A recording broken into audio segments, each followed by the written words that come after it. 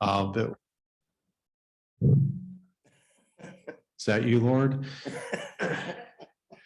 So what we're doing with this interim committee is basically going around the state. We hear testimony basically once a month in Jefferson City. We had testimony yesterday from providers. In the interim of the interim, we go around the state basically doing town halls like this, so we can hear from folks about what's going on in their backyards, what the situation is on the ground, what the facts are at this moment.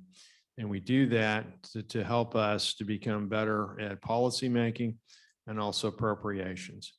So when we talk about broadband, we talk about lots of different areas. In my area, I represent Northeast 5th District. I'm from Hannibal. We talk about accesses and it's not there. It doesn't exist. When we go into other areas of the state, we talk about affordability, as in it's here, but we can't really afford it. It's accessible, but not at a price that we can enjoy.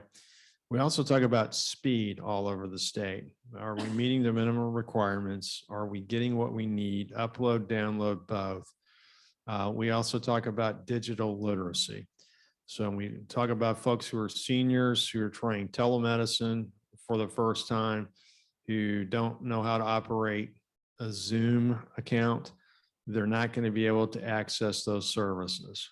So they're going to be going to the doctor when they're sick, during cold and flu season. They don't need to be doing that, but they're doing it basically because they don't understand how to operate the equipment. So every area of the state has different concerns. And I learned many years ago working for a congressman that had 21 counties. Every county creates its own weather. Every part of the state has its own issues. And what we're trying to do is get as much information in front of us as we can, so we can, first of all, write a report that details what the problems are, what some solutions look like, but also to make recommendations as both policymakers and appropriators to put resources where we need them. And everybody should be aware all the federal money flowing into this state, looking at broadband resources. We have a state fund that has a 7-to-1 return on investment. So for every dollar the state puts in, we get 7 back in follow-on capital. The industry standard across the country is basically half that, $3.50, $4 per. So we have a fund that is really doing great work. We just haven't put a whole lot of money into it yet. We're looking at asking for $250 million from federal funds coming in, the ARPA round, to put in the state fund. And our theory is if we have 7-to-1 return on investment, that $250 million becomes pretty close to $2 billion if we do it right. So we have an opportunity to get out here, hear from folks what these problems are, what the reality on the ground is, and it helps us to become better decision makers when it comes time to go back to Jefferson City. So the report is due by the end of this calendar year. We start pre-filing legislation December 1st. So we're already in the process of getting a report together. We're taking written testimony as well as oral testimony. And the beauty part of this is there are no bills pending before this committee. It's informational purposes only. So thank you for coming out, helping us to be better. We want to hear your stories. We want to know what things are like. We want to know what the truth is at this moment, so we can put resources in place to make this thing better. So without further ado, we'll turn this back over to Representative Mosley. Representative Mosley has been a member of this committee since we started. I want to thank him for making this town hall available. Also want to thank him for his expertise. In a previous life, he worked for Lucent. So we've got a ringer. He knows a lot about this, and we don't have to do learning curve. He gets it. So just wanted to say thank you to Representative Mosley, and thank you to folks here at Florissant and for the facilities here this evening. We've got some folks on Zoom. We'll try and manage those as we go along. Folks who unmute themselves, whatever, we've got some folks on the technical side taking care of that. So I want to make sure that everybody has the opportunity to speak up this evening. So again, thank you very much. I'll turn it back over to Representative Mosley. Thank you. Thank you. Test, mic test, mic test. No one can hear me. Oh, oh. I'm hearing myself a little more and a little more and a little more. Let me give you this mic and see if this works better. Can you hear me? Yes. All right. I am Representative Barry White. No, I'm sorry. Again, I want to thank you all for coming out. I guess we can get started. First of all, I wanted to know who we have here in the facility. Do we have anyone from the community with questions, or do we have any stakeholders or collaboratives that want to have any information that they want to share?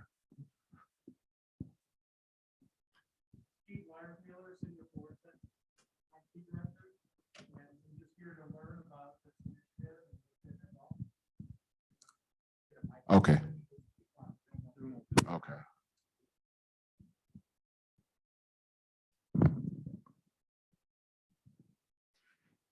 Steve Wiersmuller, City of Florissant, Director of IT.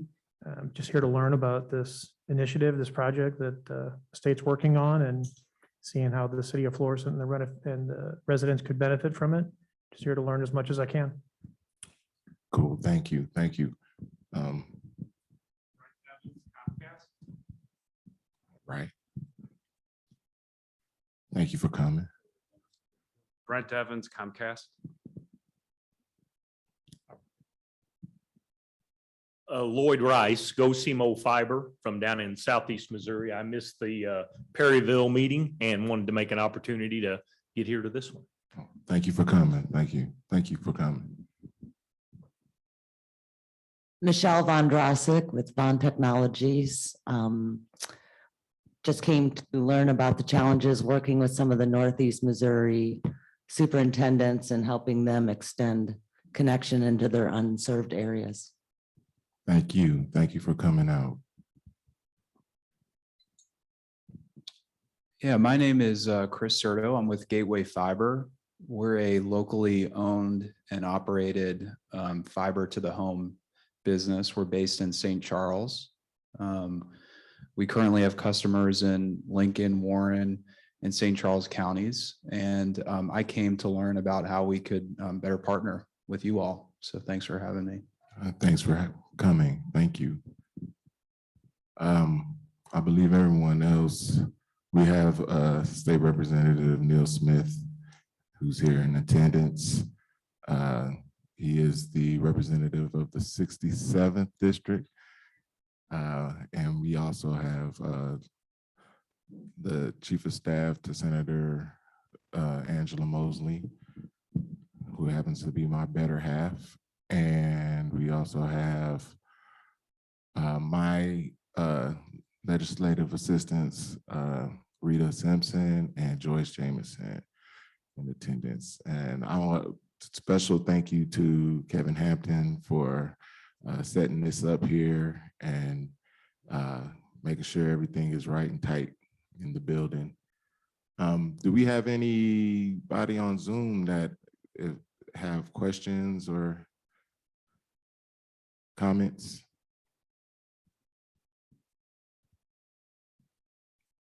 Okay.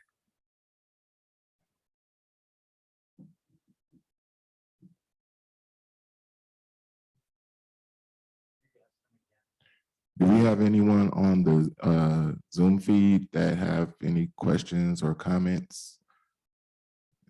If so, raise your hand. None? Okay. Where can we start this conversation? Where are we at? Where with in the situation that we're in, as far as, you know, we're in the pandemic era, and I know there's a lot of disconnect right now. within schools, I'm sure within the medical field, simply in the community at home. There's a large gap that needs to be filled with broadband technology. I know I pay for it, and I still have issues with my internet capabilities, and in the home that, can get a little frustrating. I know there are people out there that don't even have the resource at all.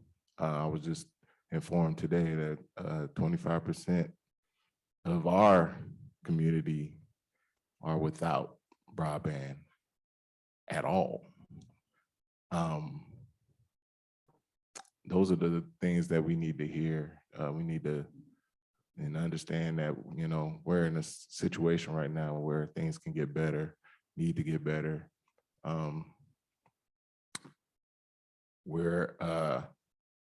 So again, if there's anyone that wants to chime in, give us any information of, the current situation, where they stand as far as broadband and network.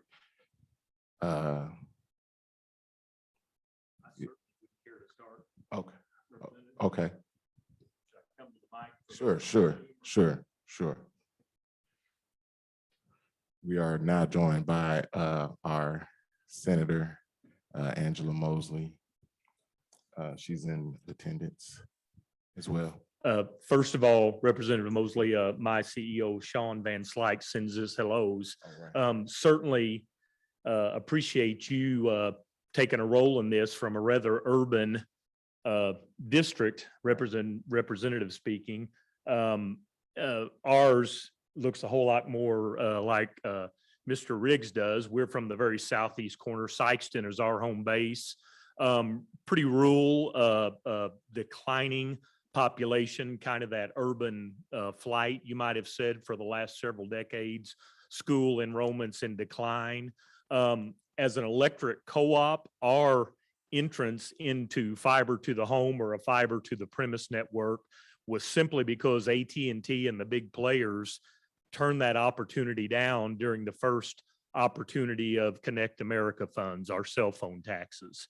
We got into the business about 3 short years ago. We have just rolled up our 10,000th. I'm putting a TH on the end of that if I'm talking a little slow. And it's been quite the journey. As part of that stool of needs, there's an availability, a reliability, and an affordability that is very real. And you just touched on the affordability aspect of it. $50 to a large part of our demographic is a real problem, and we understand that. And when I say $50, that's for our 100 meg symmetrical fiber to the home residential product. We also offer a gig level plan. So we've kind of kept it simple in a 100 meg plan on the low end for $50 and a gig level plan on the high end for $80. We think that's going to cover cost by the time we get to an end of what's effectively become a $50 million project. Our story simply put, in the most recent RDOF, Rural Development Opportunity, Rural Digital Opportunity Fund, we were the winner of a vast portion of our territory, should have won it. A WISP was allowed to bid into that, LTD Broadband. They are getting bounced from states that neighbor us, Oklahoma, California most recently. They took our portion of the money and were allowed to bid into RDOF. RDOF in our neck of the woods, you might say, our area, had enough money appropriated to fix the situation, at least to allow the opportunity for a passing to every home in our very large circle.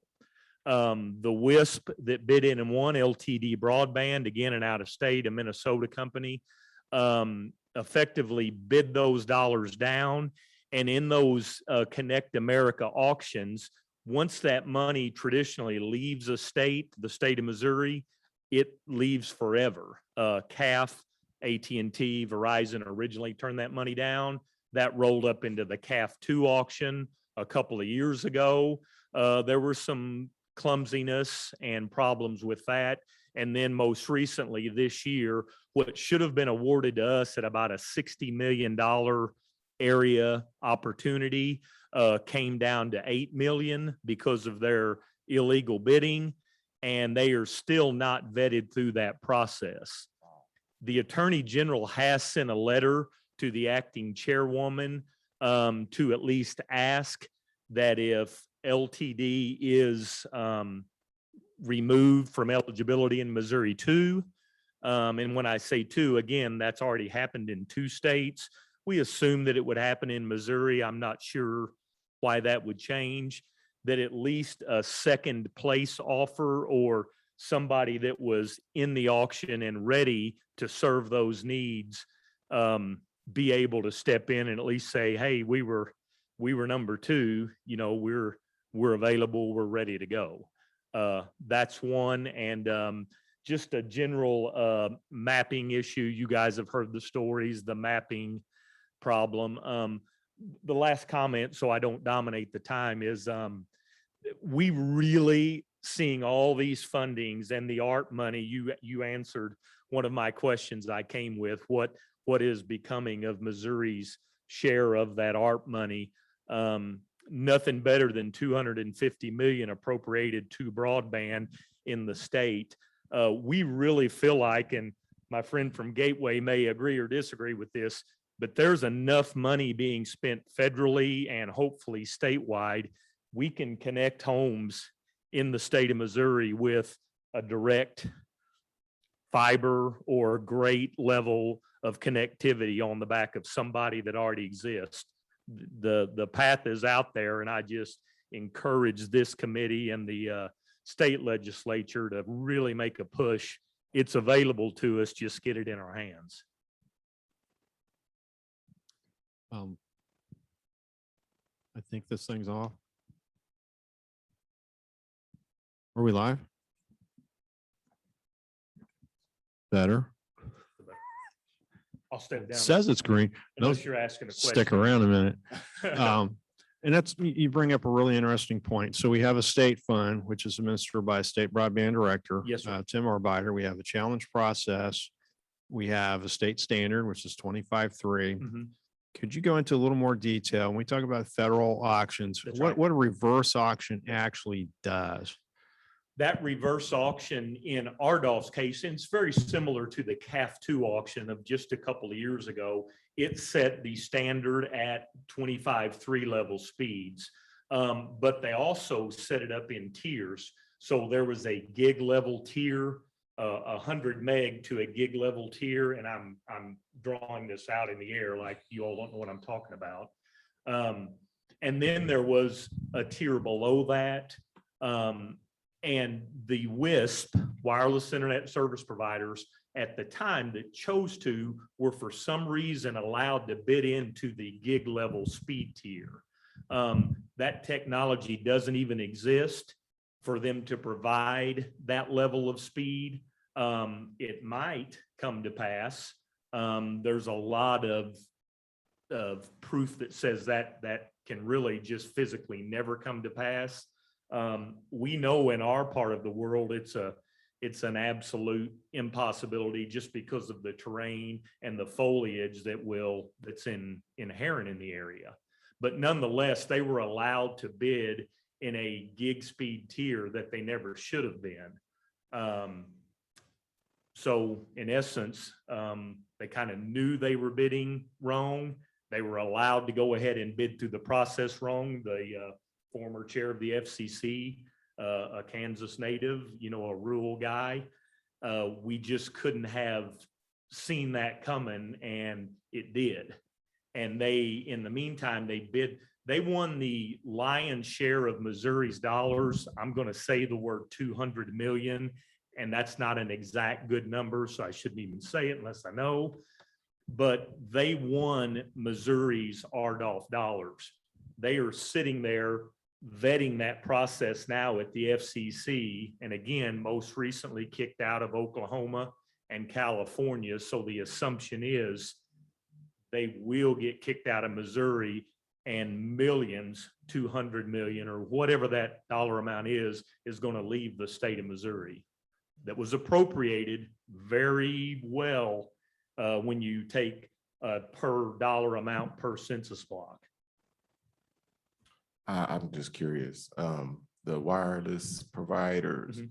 what's the extent that they could, I mean, if they're competing with, 100 meg? Yeah, competition's a funny thing. The wireless providers that we've had experience with in the past serve a great purpose.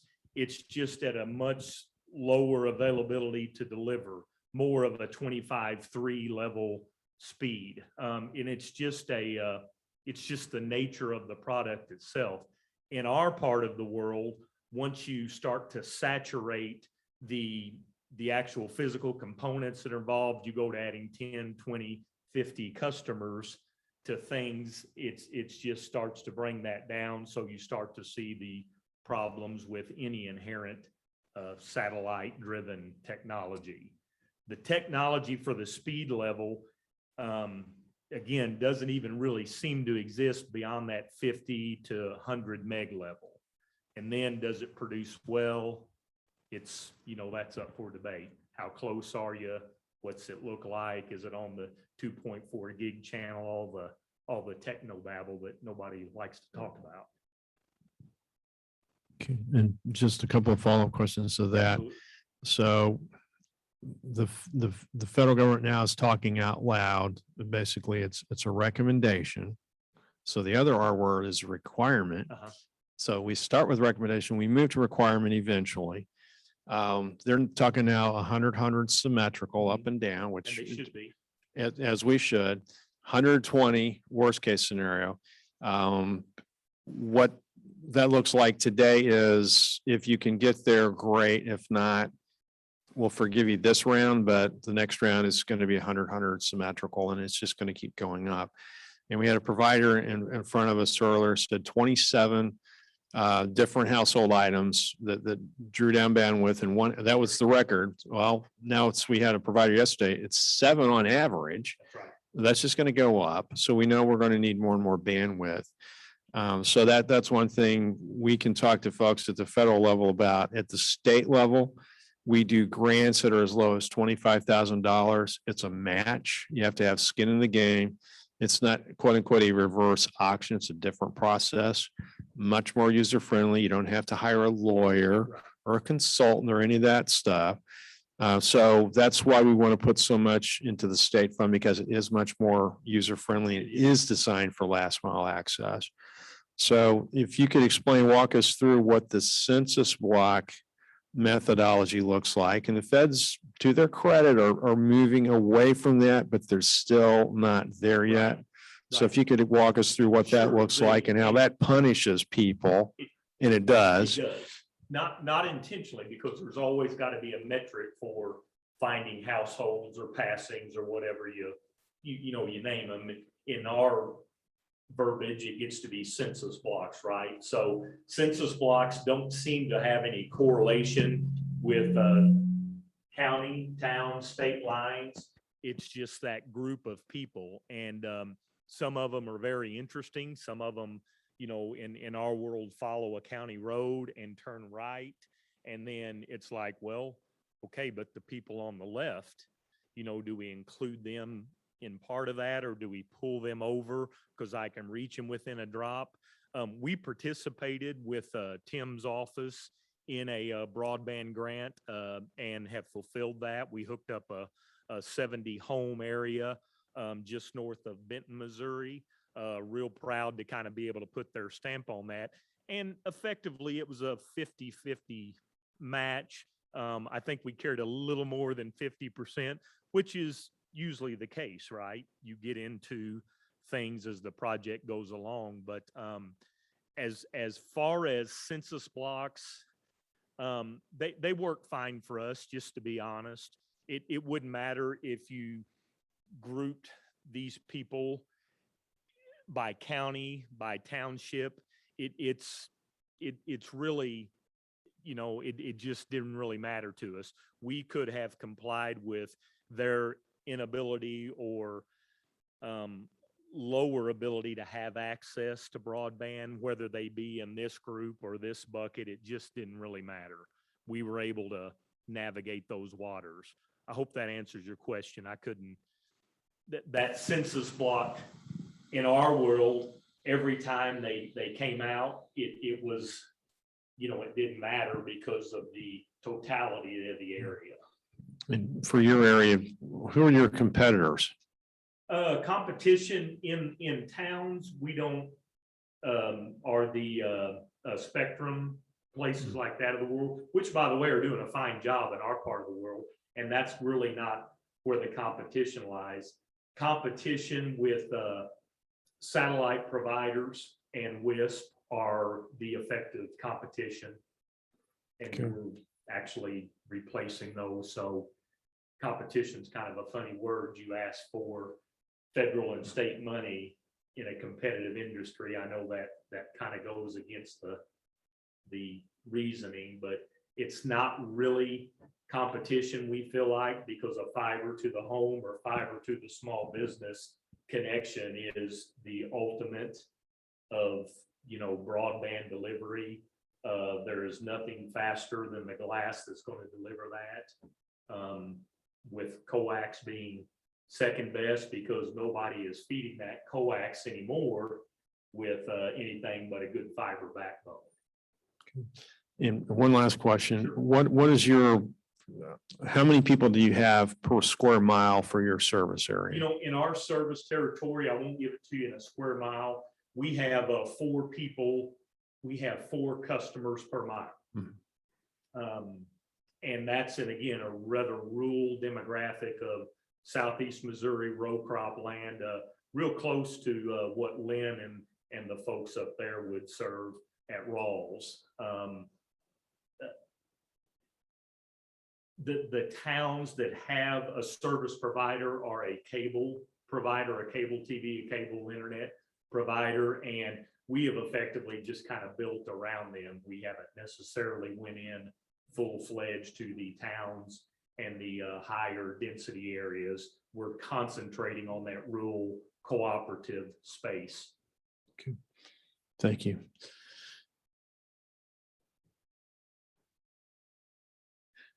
Thank you for what you're doing for speaking up here this evening. And one of the things we talk about in different areas of the state is population density. So my neck of the woods, not so much here. We have population density, but we still have 25% who do without. So a lot of times we hear the argument, well, there's just no money there. Yes, there is. It may not be this quarter, it may not be this year, but there is money here. And that's something we need to wrap our heads around as a state. Areas that we do have population density, we don't have folks who are literally competing for those dollars. And that is a real problem throughout the urban areas of this state. So I don't know if anybody here was willing to address that particularly. Any other providers perhaps could step up and let us know what they're doing. I think you had Warren, we have Lincoln, St. Charles. Okay, if you wouldn't mind just basically coming up and walking us through the difference between a St. Charles County and a Warren or a Lincoln.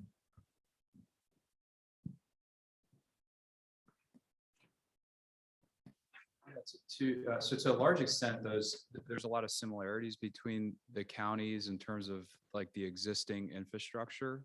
There are some differences. Our first network was in Winfield, and that was certainly underserved, relative to maybe a Warrenton or a Wright City that has an existing cable provider like Spectrum.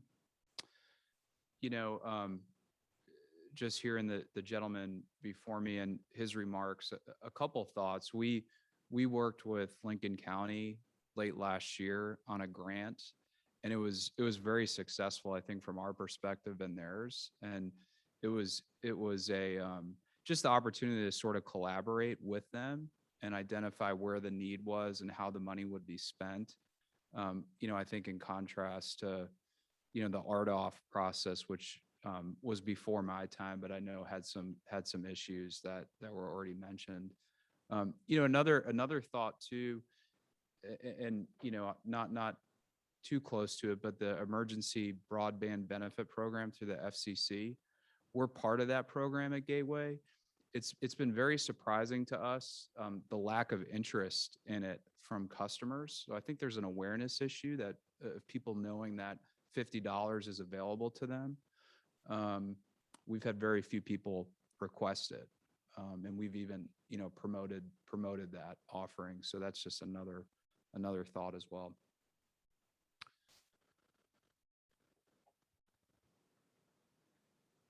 Is there anything specific I could address or? Well, you mentioned a grant from Lincoln County. What were the circumstances behind that? It was CARES Act funds. No, So- you mean another county used CARES Act money to roll out broadband. I'll ask you the stock question I ask everybody is, are you under arrest? Are the commissioners under arrest? Has the FBI raided your place of business? Your firstborn child gone? And I ask these questions, everybody who's been through that. So you were able to take that fund and do what were you able to serve with that? So we built out a whole town and also some of our sort of backbone infrastructure to connect to other towns within Lincoln County. All right. So the density per square mile, St. Charles County, are you talking in the city of St. Charles? Are we talking St. Peter's, O'Fallon, or are you talking a little more rural? So currently our focus, Wentzville is our first market where we're lighting customers, but then we also plan to extend our network into St. Charles, St. Peter's, Darien Prairie, Lake St. Louis. So really throughout the whole county. So population density, compare that to Winfield down on the river, compare that Right. to Wentzville. Yeah, so that's a relatively less expensive proposition in St. Charles County versus like a Winfield or Lincoln County. The density is certainly, more makes the build easier. So for the record, there is money in Winfield. Correct, there is money in Winfield. What, I'm not sure I understand. It didn't bankrupt your company to go into Winfield. No, it's been a very successful for us, and the feedback from our customers there has been awesome. All right. So, I can imagine that would be something, it'd be like the difference between having electricity and not. And Representative Mosley, you had an analogy with driveways. Yeah, I stole this from Kevin Hampton. He's not here. Yeah. We especially here in North County, to be unconnected in, populace such as North County. We have a few school districts here. And I know, like I said before, there's like 25% of our community that don't even have a connection. To me, in the direction that we should be going, everyone should be connected. It's a resource like water and air right now. And I feel like that's something that we definitely need to figure out how to improve that. And those are some solutions that I like. I want someone to speak on, what we can do in our area to improve that situation. Any suggestions, any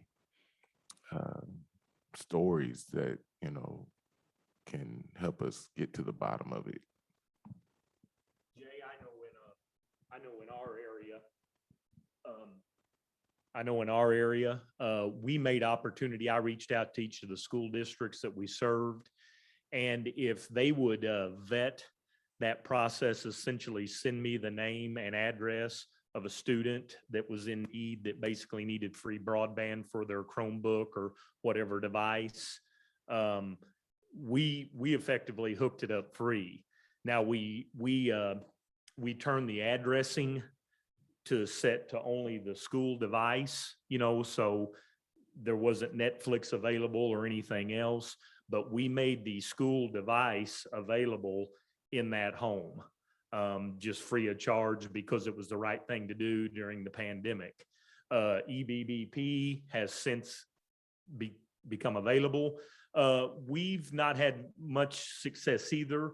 And I don't know why that is exactly. We've had a few people that would rather keep their, once you use a Lifeline subsidy, they would rather keep their cell phone on that program than the internet, $50 that he mentioned. We've just found that in a few cases. It's not across the board, but we've rolled up about 40 subscribers in the EBB program, which is the $50 toward internet. And I would assume that in a perfect situation, it wouldn't be an option. I mean, you haven't been able to, connect via cell phone to the world or in your home. Yeah, in our world, it's just real clumsy. The same level of stream coming to a phone or just via that type of connection is not worthy of a homework type connectivity. It's just not going to get the job done at the end of the day. And again, that's a bit of a humble brag. My board of directors allowed us to do the free connectivity. We called it the ABC Connect program because we wanted the schools to know that basically free connectivity to their device was available. Took a little bit of monitoring. We had some people cheat the system, but we didn't go into that completely unaware of what would happen. The EBB program, EBBP, is to What me does is that stand for, if you don't mind? Emergency Broadband Program. So I'm saying program twice if I say it like that. And that was the Biden administration. Basically, we don't know when that program is going to end. Is that your understanding? It's kind of when the pile of money runs out. If I say 3.2 billion, again, I'm quoting numbers from so many angles, but supposedly when that pile of money runs out, will they renew it? It was kind of on the back end, one of the last CARES Act type events that rolled out.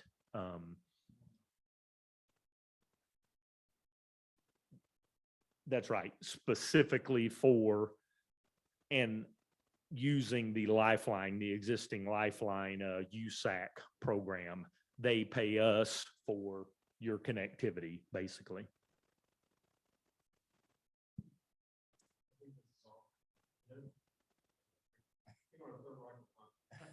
Just wanted to check and see, talk about 25% that don't have it, 23% according to DASI or K-12 education folks. 23% of all the students in the state of Missouri do not have sufficient broadband access. And that's a huge problem when folks flip the switch and the district went from March of 20. A lot of districts do the same thing. What that means for folks is they've got catalog, which is great, but it's not big enough for a doorstop. It can't be used. They don't have sufficient signal. And some of the folks were using YouTube, flip classroom and videos. They weren't able to download those to watch them. Folks weren't able to upload their assignments, depending on the size. So basically, it's useless. Talk about learning. Folks lost out on civil amount of school year, preschool year, due to problems with access to internet. So I'm just kind of curious, anybody in the education space, online learning, share any experiences they had, any difficulties or any strategies to get around that, or hotspots. A lot of providers have been out there supplying those, but by no means that everyone already identified as the type of person for it. Folks aren't aware that the program exists. Real problem That's on us.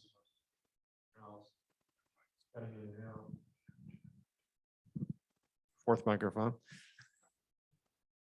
So anybody in the education space that would be willing to address that as far as, you know, difficulties or strategies to cope with that COVID reality?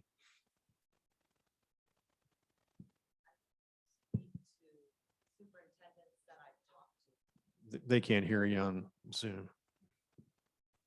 I can only speak to superintendents that I've spoken with. I am not in the education, but I've been talking to a number of the superintendents throughout the state of Missouri and attending quite a few of these meetings, which a lot of superintendents have expressed some of the challenges of getting connection in their underserved areas because of geography, because of poverty. A lot of funds are being distributed to the traditional type of solutions. And I would encourage people to start looking at alternative solutions.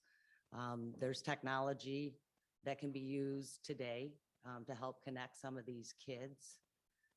And of course, it's new and getting that awareness out there. But I think a lot of the committees are looking at traditional solutions and not opening their eyes to maybe newer technology that can be applied to these challenges, that can extend connection, whether it be fiber or wireless, and get kids connected. I know that I've been preaching about our technology, and I just think that a lot of superintendents are not patient and can't take the time to wait 5-8 years for fiber to get to some of these underserved areas. There's a backlog. There's so many people. I think anybody in this carrier would agree. A lot of backlog in supply chain. So that's backing up the amount of time that kids are getting connected. I heard in the Perryville town hall meeting that one of the carriers said he had a 40 to 60 week lead time, and that he was going to get a gig out there in 5 to 8 years. Well, in 8 years, that's 2 freshman graduating classes. So I have been reaching out to some of these local carriers to address, and I've been successful. St. Joseph, 70% of their students, I'm working with their director of IT, 70% of their students are on funded meal plans. They applied for funds to get the RUCs to connect their unserved areas, and they were denied. The funds were going to what they considered community improvements, parks, sewage, things of that nature, which are important, but very frustrating to 14, 16 schools in that district, and 71% of them can't afford to get internet. Our solution could push out the internet that the school has. The kids don't pay anything for it. It's secure that they could log in with the MAC addresses and get the same filtering, content filtering that's allowed at the school. It's technology that can be deployed. I was talking to Representative Mosley. We did a community of 27 mobile homes, very spread out. We lit them up in 3 days. Very impactful. Absolutely on year 7, 8, 9 on the roadmap for the carriers in that area. But one lady who worked there did medical records for a living, and everyone that she submitted, she got paid for. She got one done every 15 to 20 minutes. When we turned on the RUC system, she got 4 to 5 done in 15 minutes. She more than quadrupled her income. So there are a lot of communities, I get it. Gigs are great. Smart cities, having 27 Wi-Fi devices in your house. Wow. These kids just want to connect. They want to do their homework. They want to be able to go to school and get an education. Parents are working from home. Builders want to build in their communities, but they can't because there's no connection. I mean, it's connection, whether it's economic growth, education, healthcare. That's the number one priority. And I think that it needs to be addressed in different lenses and not just going to the traditional carriers for the same solutions. I can talk to almost every superintendent in the Northeast and St. Joseph in the Southeast, and they'll tell you they have an office full of hotspots. They didn't work. These kids aren't close enough to a cellular tower. And even if they were, they couldn't afford it. $20 a month, hate to say it, that's a lot of money. And one hotspot for a whole family, it didn't work. So I'd like, at least some messaging to go back to the committee about alternative solutions and being open. I know Tim is aware of this, but I think it needs to be pushed more and more. And many of the superintendents we're working for have been sending letters of recommendations or support to Desi, to Tim, because they want connection and they want funding. So. I have a quick question. Sure. Can anyone give a report of how, like, in this area here, North County area, as far as fiber connections are concerned, spread out through what the percentage is, I guess. I'm trying to figure out why, like, as far as connecting, I know that there's technology out here that could spread the internet or the broadband to cover more area. Is there anyone that can give me some kind of number or percentage of, like, I guess fiber conduits or conductors that are here in this area, maybe not going out? I don't know if I'm asking the question correct, but. Are you talking about how much fiber is in the surrounding area? Yes. I'll fire up my laptop and I'll shoot you Okay. over a map of how Okay. much fiber and underserved areas are here In this area, okay. and just this area alone. Okay. And, Okay. and I please appreciate it. stay seated when you open it up. Okay. Okay, because I know we have many providers, I know throughout this area. Right. Very little fiber. Okay. Okay.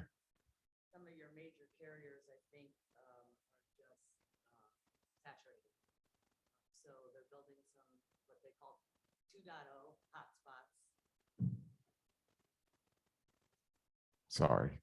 What they're building is hotspots to offload off their cellular because they're so saturated, and especially in big cities like St. Louis and surrounding areas. So I'll send you the map. Okay, thank you. Did you have any questions for her or No, actually, I was going to ask the senator? Senator had any questions or folks had any questions for us. Go through the process. We're trying to make this as interactive as we can. Also, want to make sure we heard from the senator as well. Thank you for being here this evening. Concerns, you have a little bigger district than the representative. So just trying to walk through, we've heard a lot about hotspots, also type providers who weren't sure what to put them. Now we're hearing folks who have them and they don't work because some signal is sufficient to activate them. Not enough bandwidth to have a family deal with it, the costs associated. Right. Trying to get a better feel for what's in front of us. Right, and I do have a grandchild that's in the school district in the school, in this particular school district, and I know that she had a lot of problems with, her teacher had a lot of problems with not being able to connect lots of times and constantly having to change the Zoom link because it was not working. I was wanting to hear from any board members or superintendents that were invited to see how it is affecting the school district. Is the board member still here for Ferguson, Florissant? Is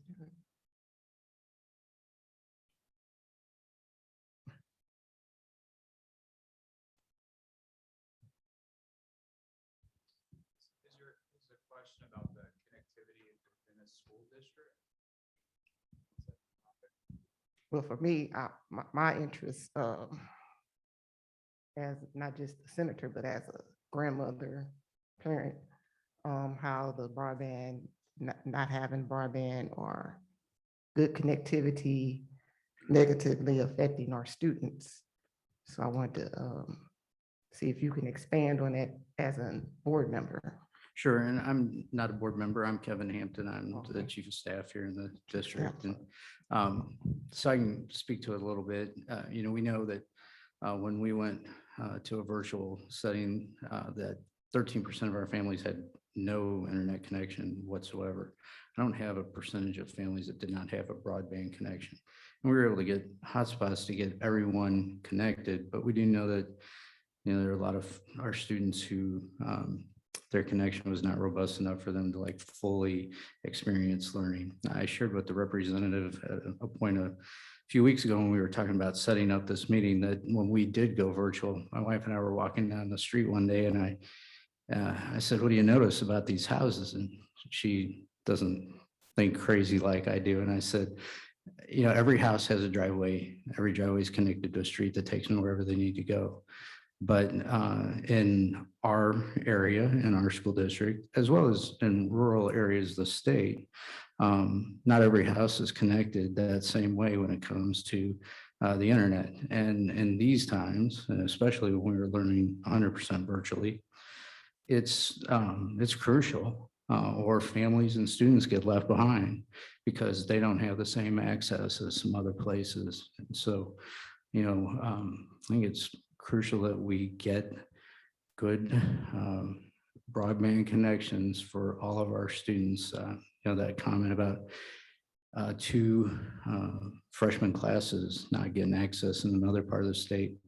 And we have students graduating every year who don't have that same level of connection. And so whatever can be done to help get our students connected in a robust way where they can learn fully online, the same as their counterparts in other parts of the state or the country. We need to make that happen just so that our kids are on a level playing field. I can imagine with the new school year starting, as far as getting everyone on the same page, and parents and their children with the teachers, it kind of pushed things back throughout the school year. Yeah, and this year our plan is to have almost all of our students in person 5 days a week, but there were a lot of challenges at the beginning of last year, and we worked through it. Our teachers have done an amazing job. Our technology staff, they did an incredible job in about 3 days, March of 2020, to get us from traditional learning in schools to going home. And people worked through that, but there were a lot of different pieces to it. Some of it was related to broadband, other was just the changes that come with taking a way of teaching that's been going on for 100 years and shifting it to something different in a large scale. Thank you. Thank you. Sure. Digital literacy is something we don't talk a lot about at the statewide level because we assume everybody knows how to operate. So for a grade schooler, the worst. Am I good? You're going in and out. I'm sorry about that That's all microphone. right. For a grade schooler, the worst phone they'll ever see is something like mine. For me, it's the best. All right. So we're basically opposite ends of the spectrum. We assume that everybody who uses the internet knows what they're doing when they use it. But from a digital literacy standpoint, workforce development in particular, we have well over 90% of our jobs now are available online only. We have folks out there who don't understand how to put together an email address. Mhm. They don't have the account set up. And we talked to people in Kansas City about this. Basically, they call them digital navigators who go out and literally go home to home, sit down and talk with folks, all stages of life, including seniors down to kids, how do we get this done? And here's a bookmark, don't touch it. I get that a lot at my house. Don't you close that window. But literally, because so many now job opportunities are only available online, folks who don't understand how to navigate that system are going to be left behind in the job market, not just educationally, but for career opportunities. So I'm just kind of curious at the school district level, if this is anything that is being addressed. Are there any folks out there you're aware of in the area who are dealing with that? Nonprofits typically step up on a lot of that. Is that something where the system is where it needs to be, or are there some gaps that you've seen as a result of COVID? You know, so I think, so I'll just give my granddaughter as the example, because as a grandparent, you're obligated to talk about your grandkids every chance you get. She just turned 3, and she can pick up my phone and she just starts swiping through pictures, you know, so she's got it figured out. Younger kids, most of them have had enough exposure that they're able to navigate it. Here's where the difficulty comes in for some of our students who, especially younger students who need to rely on an older member of the family to be able to help them connect up, or if there's troubleshooting that needs to occur. There may be folks from our generation who are trying to help young children, and the people of our age are not as technologically savvy to be able to help make some of that happen. So there's some, so then that creates some gaps because the kids don't have someone at home who can necessarily navigate that.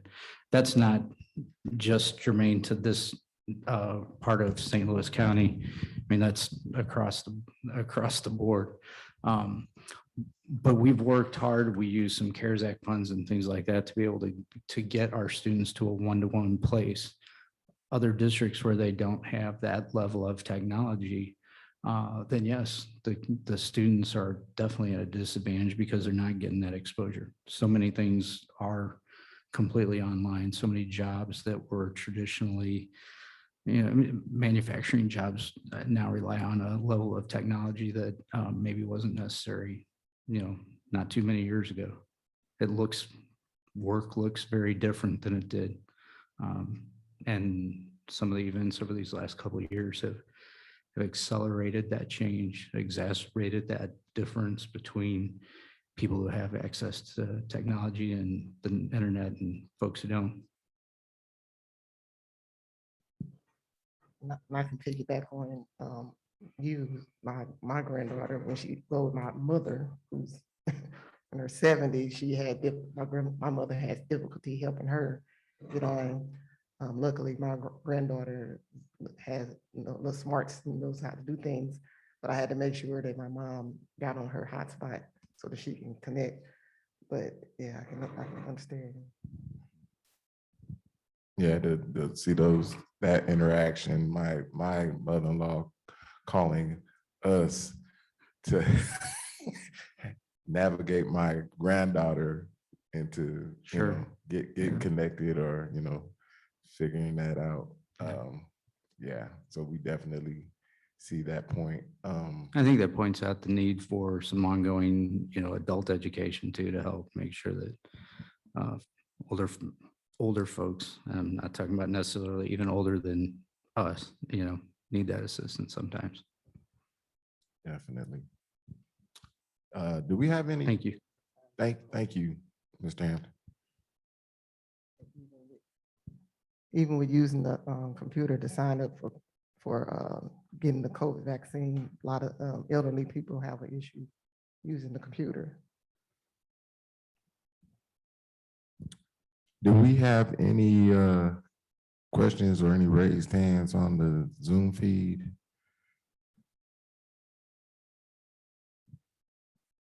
I don't want to leave them out.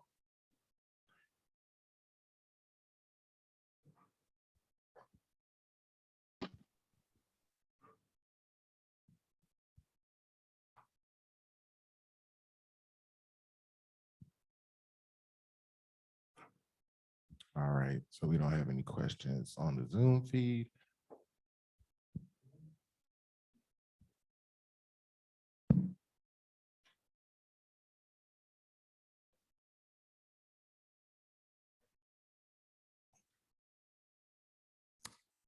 Testing. That sounds better. I don't hear the clicking.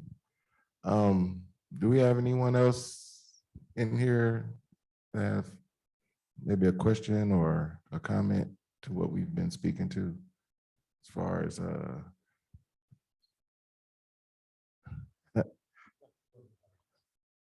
you have any Representative Neil Smith, do you have any questions or any comment?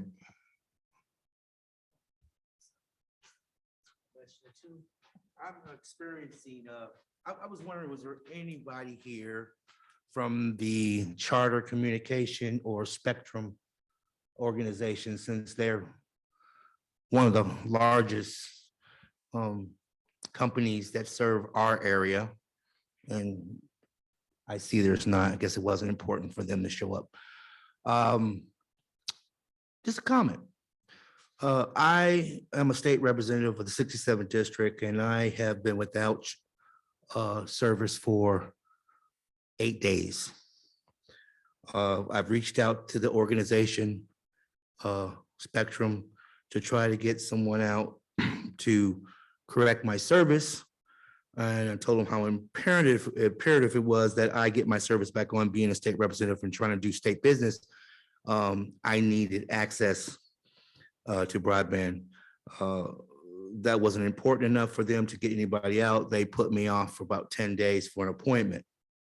Okay, so that being said, I'm not too happy with what's going on with broadband right now, but competitors, I take that would be you, as for Charter Communication and Spectrum, you're one of their competitors. What can we do to start getting them not being such a monopoly? And I really can't say that because you do have AT&T, which there's some people that work for AT&T here in the building. I won't say who, Senator. And who else is a big player in our area? So you got AT&T, you got Charter, and Spectrum, same thing, right? I believe, right?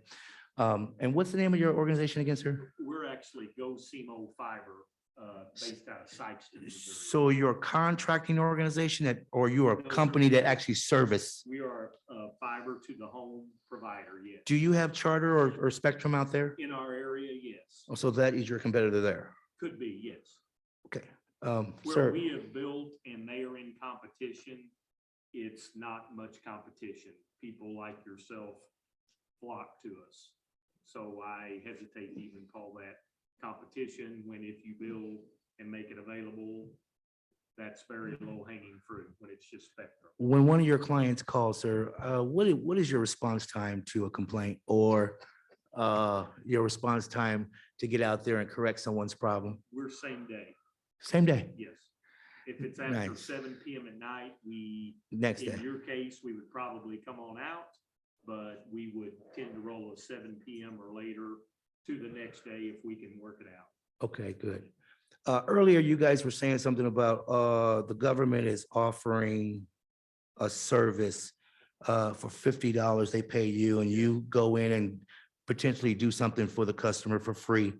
And that's for one device for that $50? No, that would actually be the same connection that we could provide anyone. So same thing that you're serving, you're delivering to me for $80. You do for that customer for 50, and the government is paying it for, That's correct. or the federal or state Yes. level, someone's paying you for that, right? And your company's doing the same, sir? Yes. Thank you. That's a good service. So do we have any, Are you blowing me off? no, I'm not. Sounds like you I blowing me know, off. I'm not blowing you You off, sitting me sir. down? You want me to go sit down? No, I don't. I want you Oh, to stay okay. right All there. right. Don't move. I was just wanted to speak. I mean, in our area here, it's just Spectrum, AT&T, business. Some of the smaller cities have city-run internet. I'm not in, Comcast is on the other side of the state, but I actually live here, so have a little interaction with what's going on. Another thing is, I've got a little bit of experience with the broadband and fiber optics. I owned a contracting organization that we contracted for a company AT&T back in California, okay?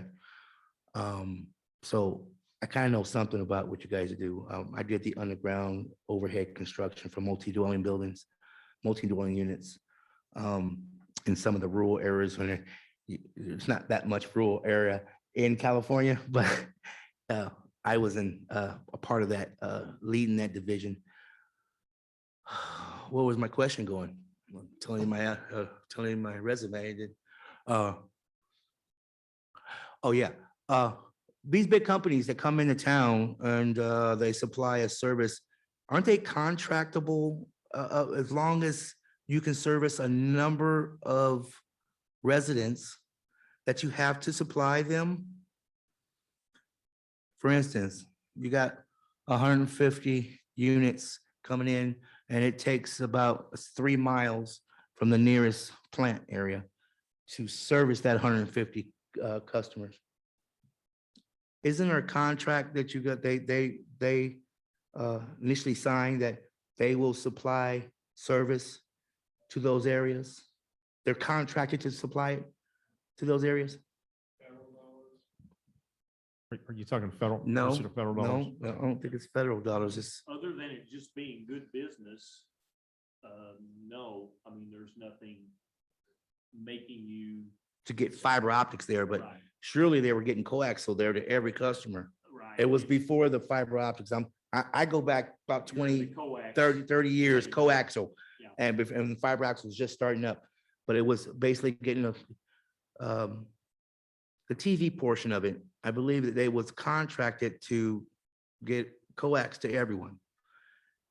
That's not the same type of contracts that we're dealing with in the fiber optics. Not right now, right? necessarily, no, none that I could.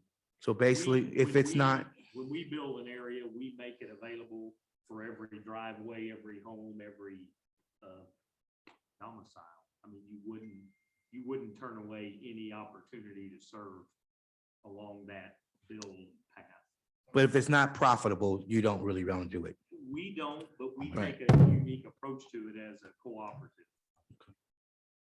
So the difference between, maybe I can touch on what you're talking about.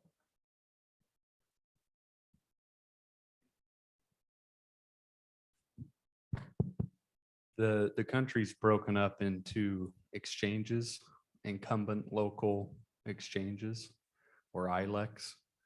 And so in terminology I come from a telephone background, so I'm Sam Farr, I'm with Missouri Com. We have 8 different incumbent local exchanges in the state of Missouri. So traditionally, telephone companies have turned into broadband companies. And those areas in the state are broken up into local exchanges where you do have an obligation to provide service. But if you branch outside of your exchange or your boundary, you're a competitive local exchange or a CLEC. So ILEC versus CLEC. And if you're operating in an area that is a competitive local exchange, you have no obligation other than maybe your business model to provide service to the locations in that area.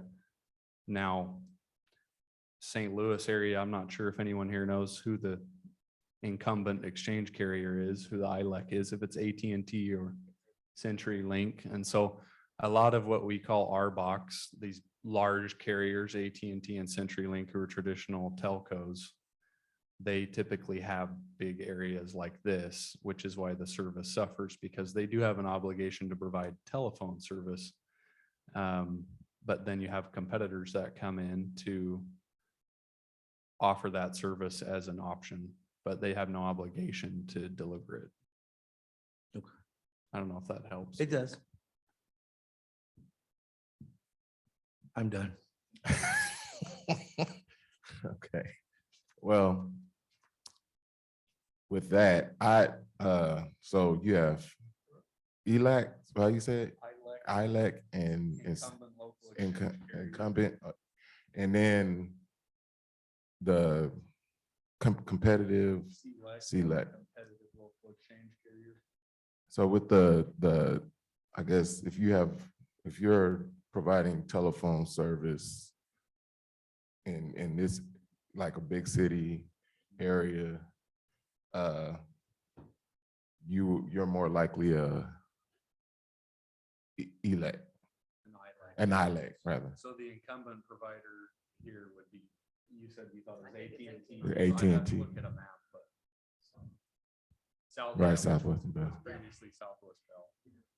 Right. So, And their network is very saturated.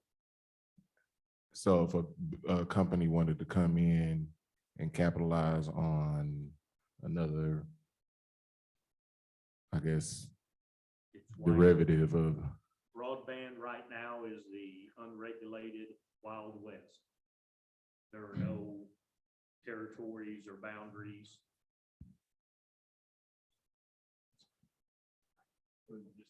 Sorry. Broadband is non-regulated. We can build where we want. We could start here tomorrow and start a build out. There are obvious reasons that you don't, funding and things, but to touch on the charter spectrum, poke the big gorilla, that's a pretty stupid thing for me to do personally as a business. But they probably effectively hold the keys to this school district. And whether it be on the back of technology like she's talking about in a school district setting, which is maybe the best way to look at it as a state to start with, throw out census blocks, throw out all the other stuff and get it down to the granular school district level. You've got the ability to hook up each and every student in this school district, I promise you, on the back of what's available in the area. Now, whether they are not taking advantage of the EBB program, I don't know. I can't think of why they wouldn't, other than there may be the one hitch that a family can only use that program once, either for a phone or internet. That would kind of be a nice barrier to break down. I have to be honest, in this day and age, I think we can all agree that whether a mother is using it for a phone or the internet shouldn't be a barrier. As I think through that, and I only come to that because we had this very conversation last week. We're going to end our free device program and try to transition all those folks over to EBBP, Emergency Broadband Program. So no matter how long it lasts, at least at the end of the day, they do have a physical wire to the house, and I've just got to believe once a program like that starts, it's not going to end. That's our thinking as a business. So yeah, I mean, in this terms of, you were, I think, asking, is there enough fiber in the area to service everyone? And I'm under the premise that there is. There's enough money pumping into the state of Missouri, when you even take the programs we've talked about, to grant him to continue to build out in an area that is underserved. But to prompt an existing provider to do more, that's a different conversation, and that's where the good senator may need to flex a little muscle. But the program's there, and I don't know why, a family wouldn't be more interested in doing that, signing up. The process, we've kind of put a lady at our place in charge of it, and she does end up having to walk a lot of people right on through that. It is cumbersome. It's a little clumsy, but once they're there, I mean, it's a $50 per month subscription, just like everyone else. So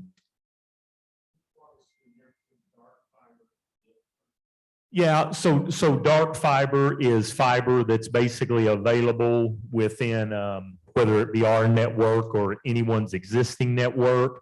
I think it's getting a little bit overplayed at, oh my gosh, there's all this dark fiber available out there. And while that's true, it's not as easy as just tapping into it and, pulling it off. You have to put POPs, point of presence things in the network to get you effectively to the internet hotel at 920 South Walnut, and over in Kansas City at the Next Exchange, into Chicago. But dark fiber is simply unlit fiber that is laying in the ground or hanging in the air that nobody is making use of. The technology that continues to evolve for fiber, truly is, I mean, we're on a design where we put 32 homes on one fiber. So a 96 count fiber in our area, we're probably only using about 8 of them. So we would in essence have 88 dark fibers laying there open and available. Well, we would provide 100 by 100 symmetrical or a gig level. It's a little different on a cable network, but even the cable providers, the Spectrums of the world, where there is an old copper coax cable running to the house or even in the neighborhood, those upgrades to their technology, nobody's putting in coax anymore. It's all fiber, right? And fiber is at least out to the node or the neighborhood. So even their speeds and availability to speeds to offer, we've seen in our area as we have encroached on that and driven that competitiveness up, it's amazing how their speed offerings turned up to go right along with that. And I'm saying that a little bit in jest, that little competition's obviously good for the big incumbent providers because the speed magically became available. There wasn't so much need to keep dark fiber, light some of that fiber up and sell it. I hope that helps. Thank you. Doesn't Thank help you. my cause. We just want our RDOF dollars. Understandable. Anyone? Oh, okay, hold on once. And let's walk through, well, we call it the state, it's the hierarchy of needs. So we have unserved, underserved, and other. And unserved are folks who have 10-1 or less, which basically copper wire, Alexander Graham Bell technology will get you 10-1, which is typically enough to serve a household and do it okay. But it's not going to do your 27 devices. That's just not going to happen. And I found out that your Ring doorbell is a meg each. So 10-1, 10 devices, you're toast. The next step's a 25-3, and anything under 25-3 is considered underserved. And keep in mind, there are folks out there who are still on dial-up. 2% of the state is still on that. We've got a significant portion that have 10-1 or less, which is copper wire. Then 25-3 is the next up. And that's considered to be underserved, not unserved, but under. And then over and above that is what we call others. So folks who have the state standard, which is now the federal minimum standard. The federal standard is going to move up soon. We don't know when, but we know they're thinking out loud, and that's inevitable. It's going to happen.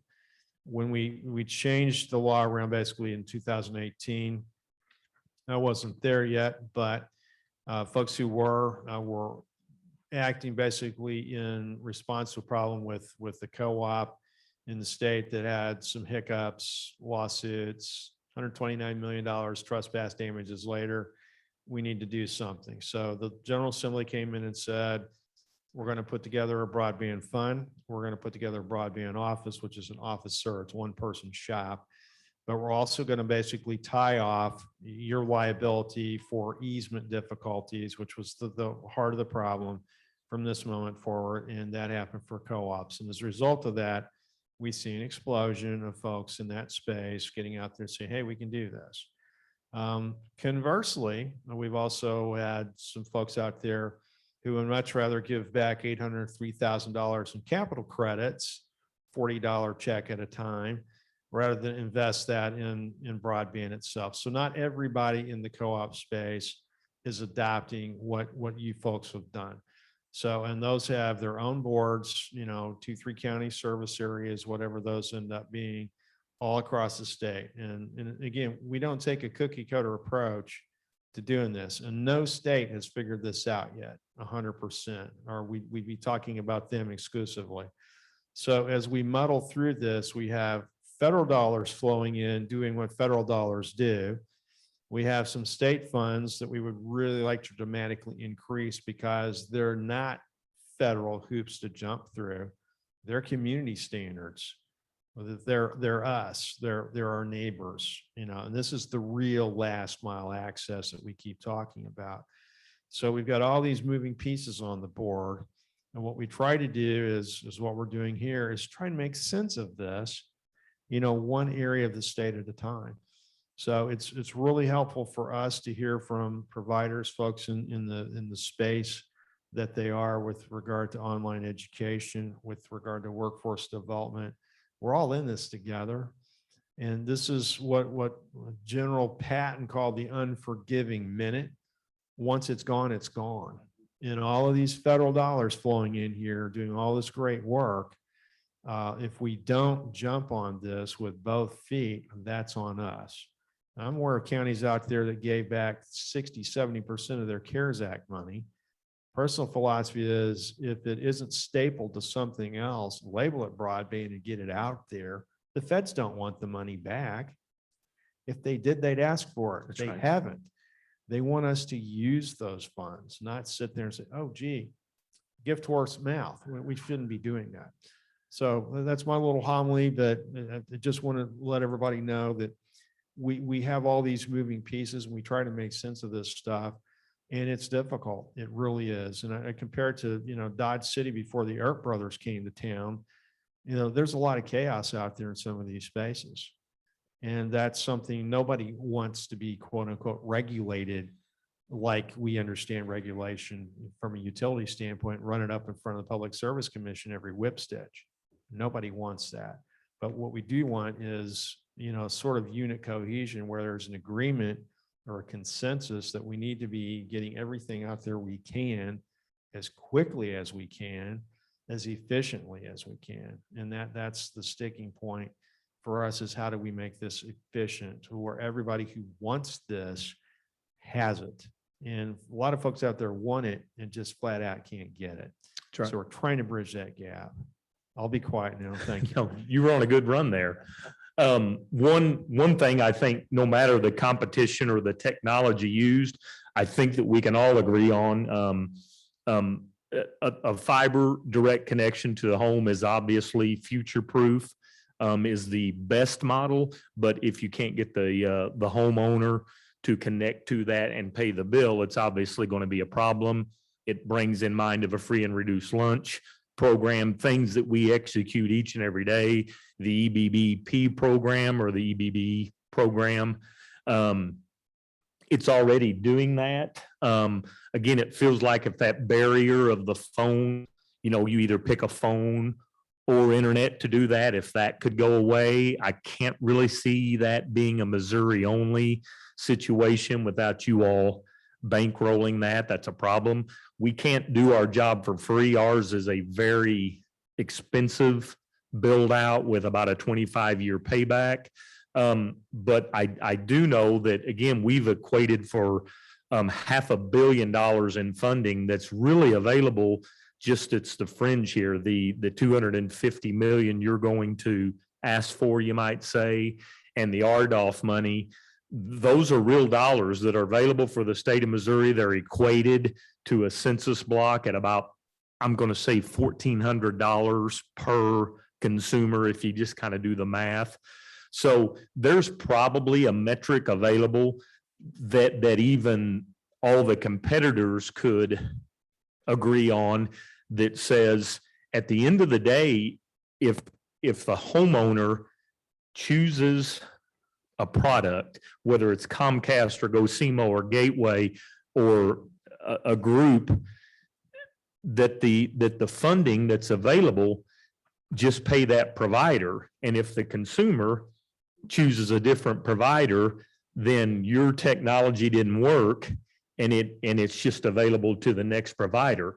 Not entirely different than the EBB program. It's a pretty good setup. I know we get our reimbursement monthly, very timely. That metric, and again, we're pulling in urban, and I don't know so much in Gateway's case, but in our case, I would love to go into an area such as this and start building. And I applaud those guys for doing it because the representative's exactly right in that if he'll build right on in, Spectrum will get better. I promise you, there won't be an 8-day outage. I promise you. And if there is, you switch and he's ready to hook you up and provide great service at a great price with a great product. So that knowledge that you are going to seek $250 million of that ARP money is really good. I just implore you to move it along and get it out to providers and make them prove it. Talk to One other point,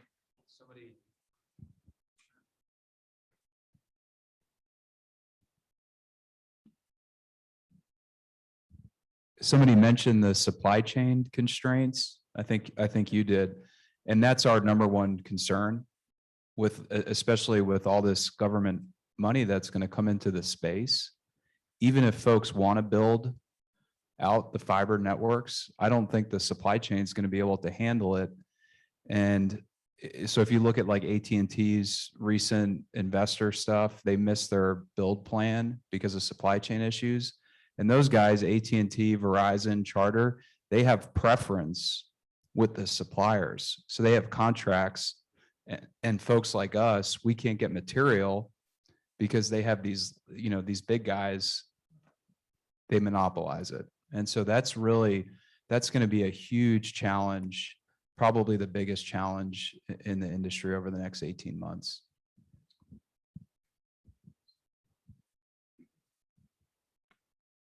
I agree with both of these guys that have just spoken on those items. I think, to your points, Representative Riggs, from access, affordability, speed, digital literacy, those first three, from a provider's perspective to the state, to appeal to the state, I would say that any money the state has available is best invested in fiber networks, whatever that may look like, because that is a future-proof solution that will solve the access, the affordability, and the speed. And as the point was made, the competition will help solve the affordability. As far as the access goes, we can't be building to a minimum standard, because that standard, like you said, with federal level is only going to increase, and the demand will increase with our world and the devices we have connected in our homes and the amount of bandwidth. I always like to joke about one day we're going to be holding Princess Leia holograms in our hand in our home. You know, and how much bandwidth do you think that? It's not going to be 1 meg. It's going to take a lot more than that.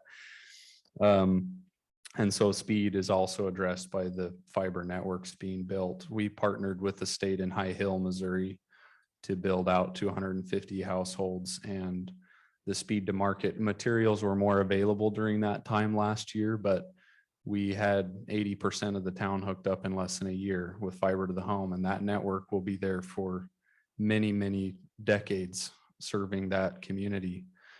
And as far as digital literacy goes, that's a kind of a whole nother ball game. I separated that in my notes from the first three, but we offered in our grant program to actually, as a local provider, go in and offer a class that was, we didn't end up fully following through with this because it was right during the height of the COVID pandemic, and we weren't able to offer an in-person class in town, but we had plans and every intention to follow through with a community class that anyone was able to attend for free, where we would send an employee from our technical staff once a week for a month, where we would go over the basics of internet usage, email, et cetera, to help educate that community.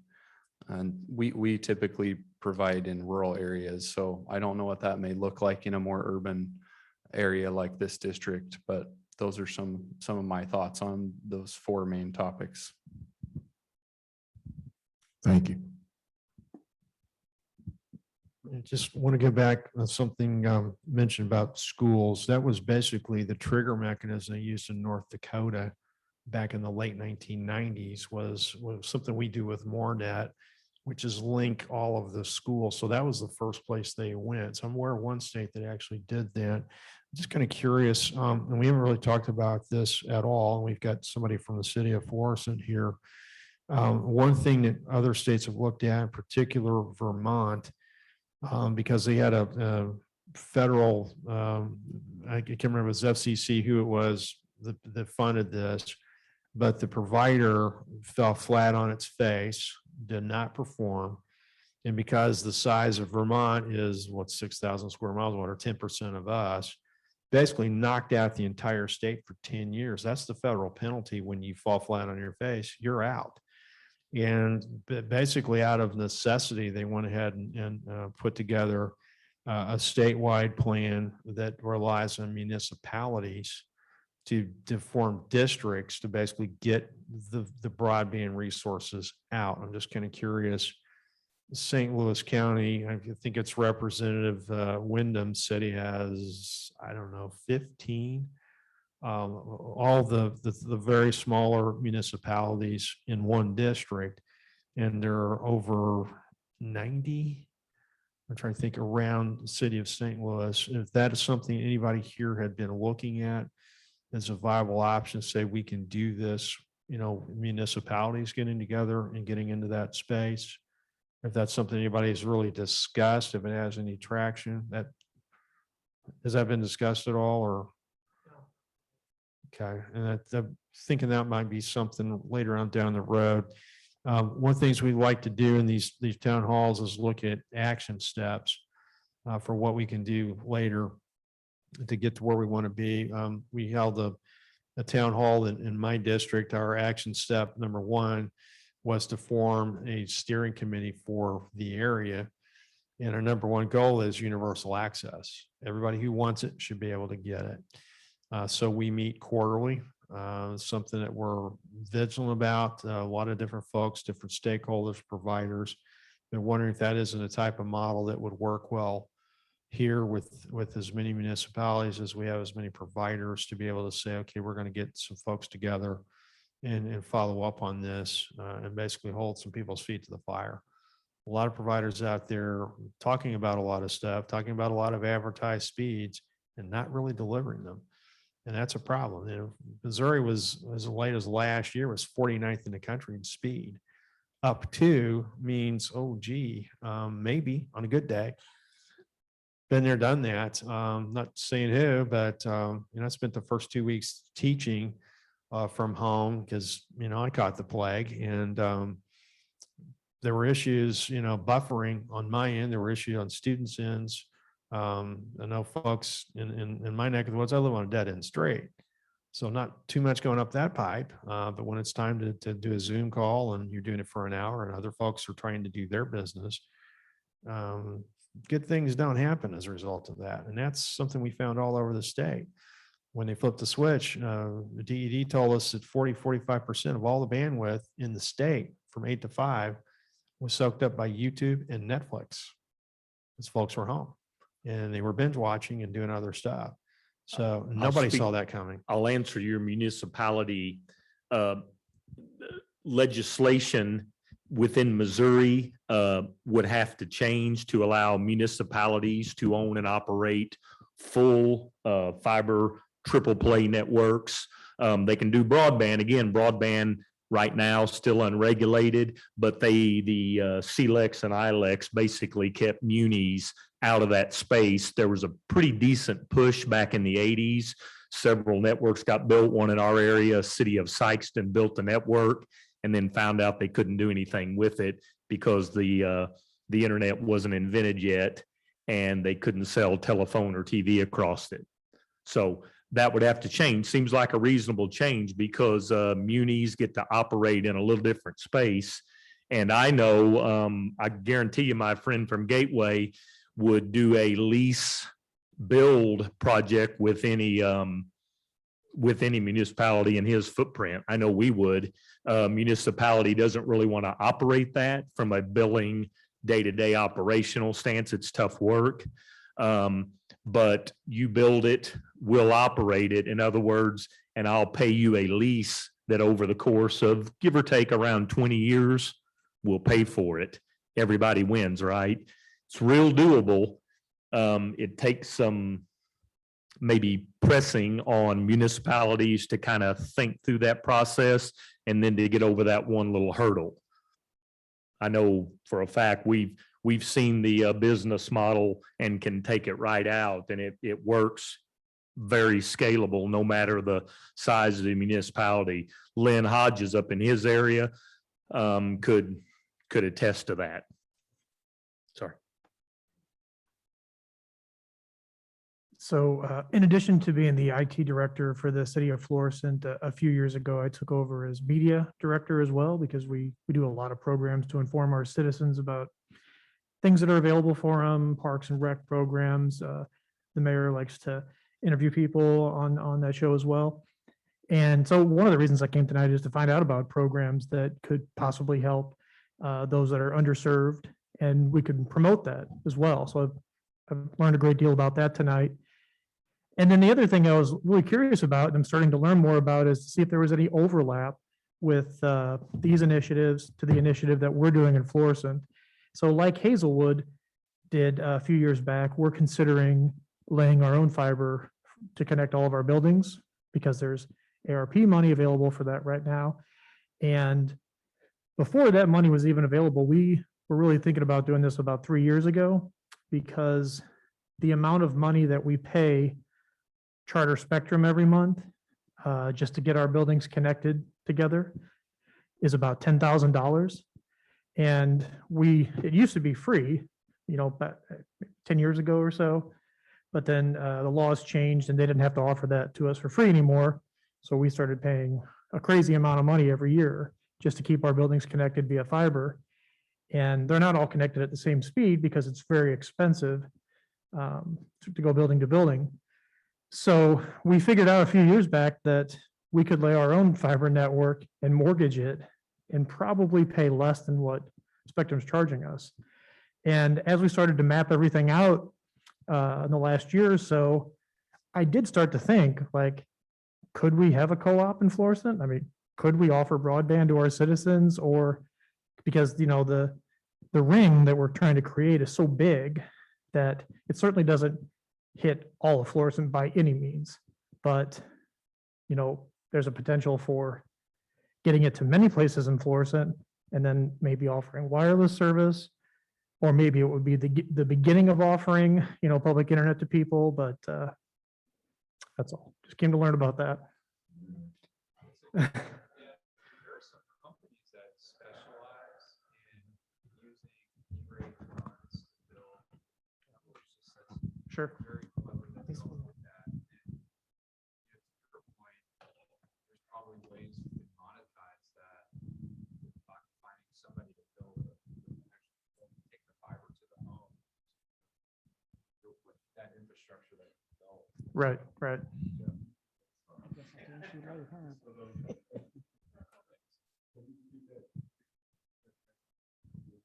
Just that wonderful work. And there's some companies that specialize in using E-rate funds to do exactly what they did. And then there's ways to, if you all partnered with somebody to bring the fiber to the home, it would further monetize what you all did. So that was the comment. Thanks.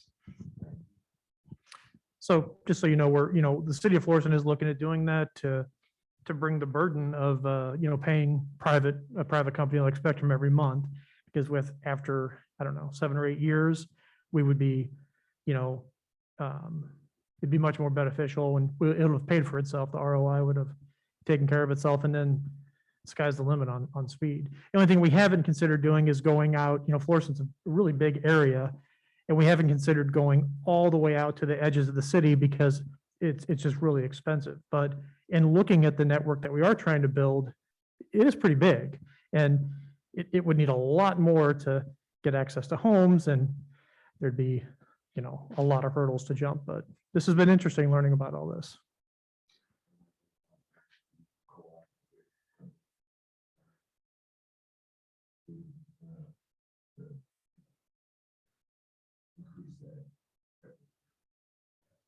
Sure. I mean, I lived in Florissant for a long time, and I think back in 2000, maybe 99 or 2000, at our house, we got our first DSL at 1 meg down, and that was the biggest thing in the world. I mean, that opened up so many doors and really got me into IT. And I think at the time that was $60 a month, and it's got a little bit cheaper for a while, then it just kept getting more and more expensive. And I live across the river now in Illinois, still work for Florissant, but I think with Spectrum over there, I think I pay about $90 a month for 100 by 20 or something like that. So it's gotten more expensive, and the speed hasn't quite gotten there yet in all areas. So. I have a couple of more questions. I want to respond to this. So when I ask, do communications companies have the right to slow the internet service as their systems are used by more people? They throttle it. Sure.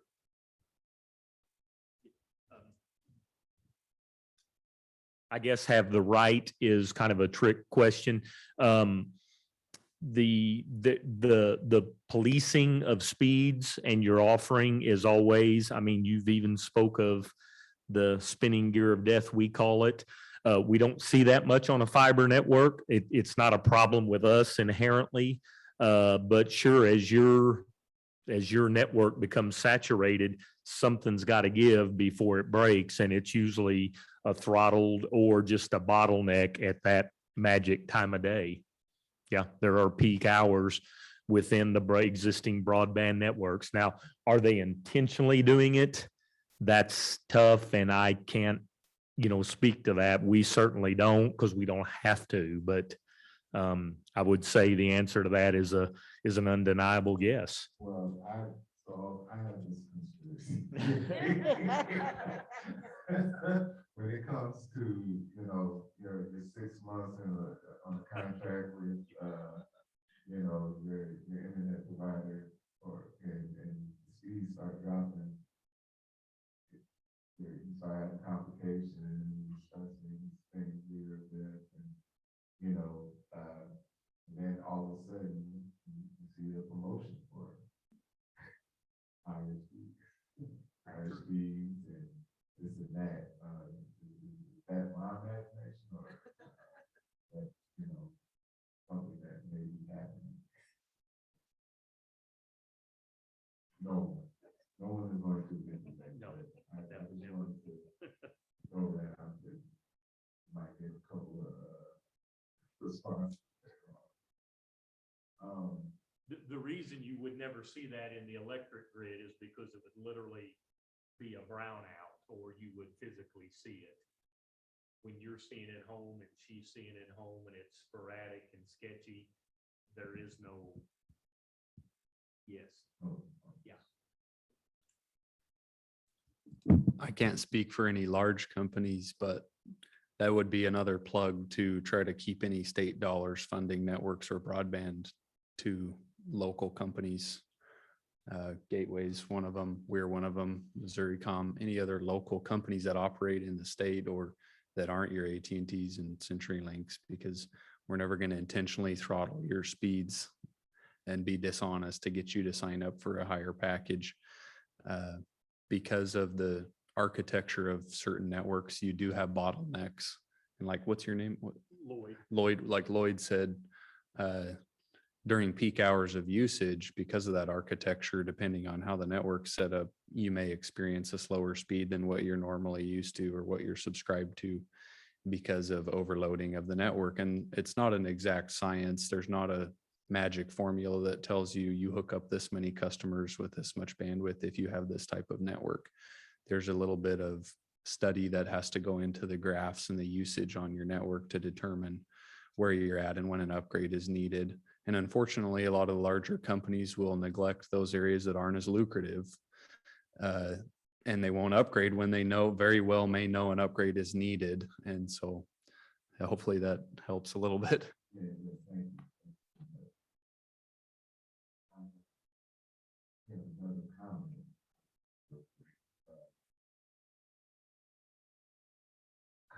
The internet is too slow and with my area for working and attending school. I'm glad to see this copy.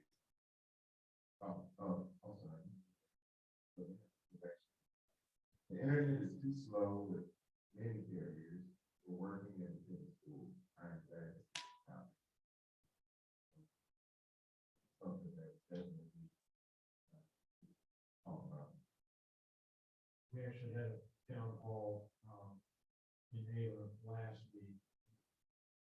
city of Houston.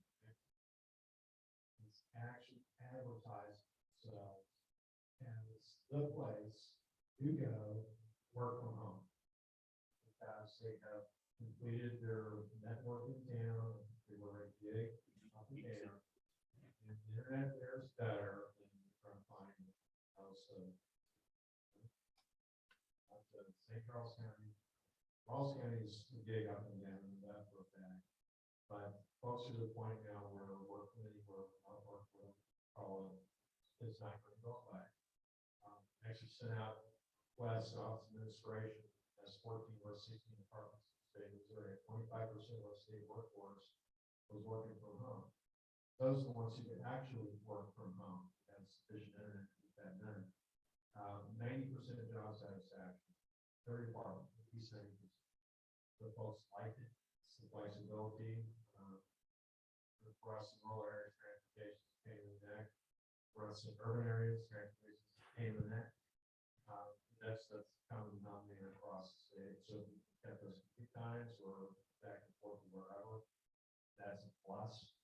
Something that we look at, moving down the future, it's not going to go away. It's going to accelerate. Devices in house, going to accelerate.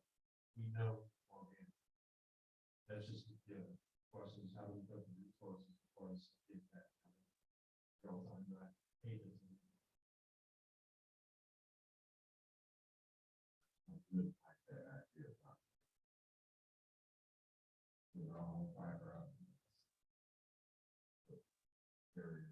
I have another Zoom question. How could an oversight or regulatory organization tell if purposeful or unnecessary slowing of speed is being conducted by how? Is there a way to measure this information? Okay, here we go. I'll repeat the question.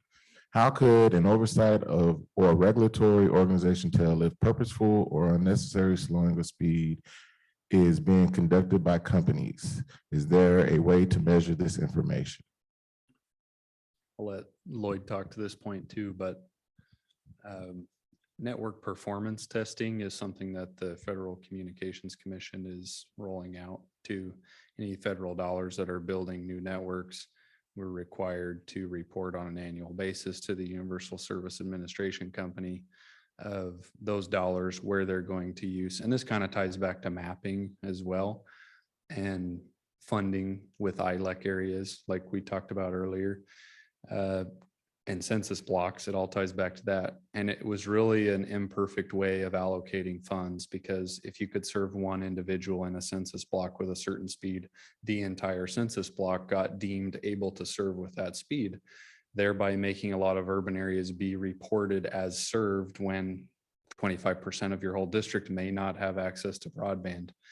The new mapping and location fabric that the government's rolling out requires every rooftop with a latitude and longitude accuracy to 6 digits, which is insane. It's like within 3 inches of accuracy, basically saying this location right here can achieve this speed of broadband. And we're under obligation to report that. And so there is accountability that is going to be rolled out and is being rolled out as we speak for holding us accountable to.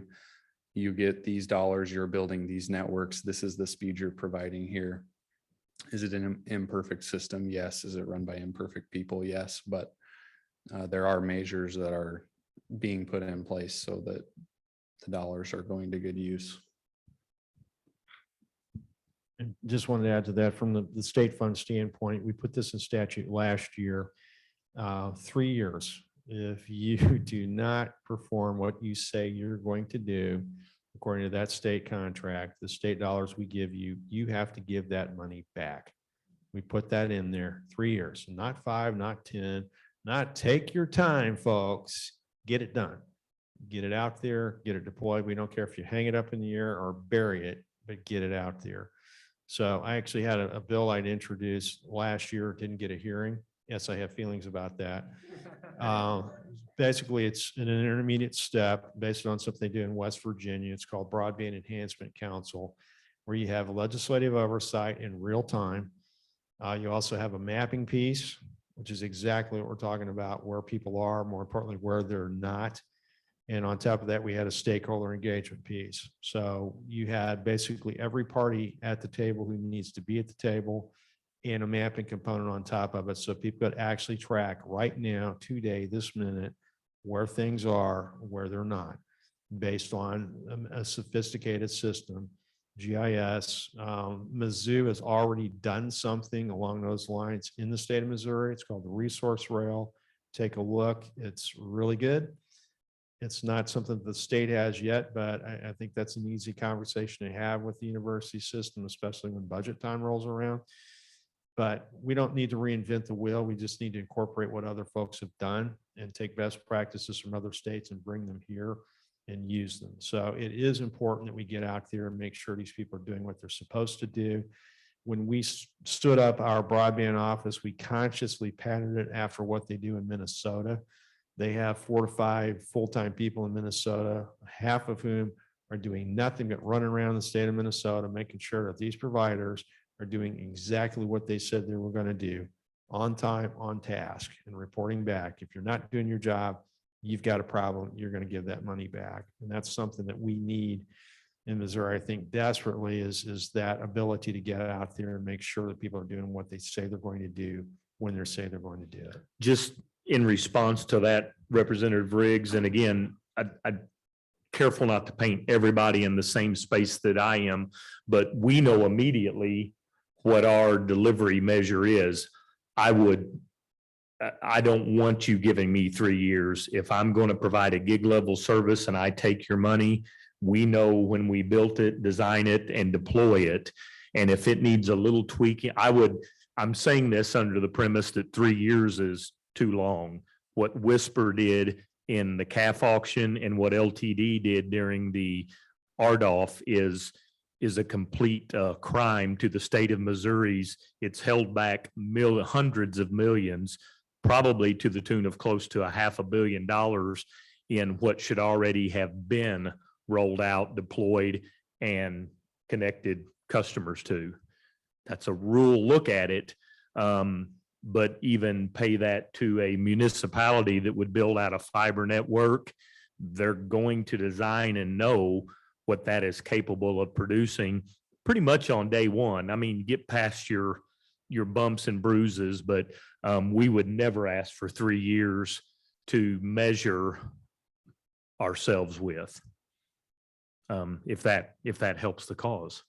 Yeah. Anybody asking for that, I would say needs to be vetted really hard and placed into a secondary tier. There's no need. Good point. Thank you. Did I have another question? Oh, I did just ask that.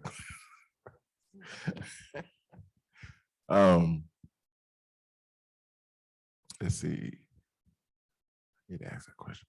Do we have any other feedback? Any? 1 second.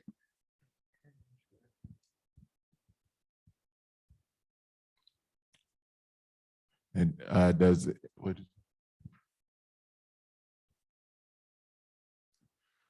are there any parents on Zoom or grandparents on Zoom that have any questions or even present? If anyone has any questions for us, the legislators, huh?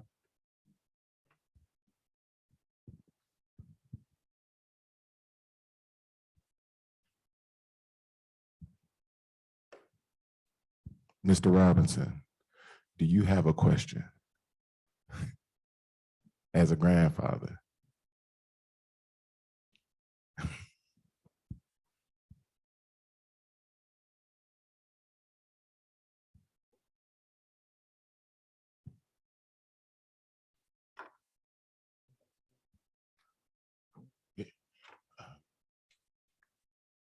Put that on your phone.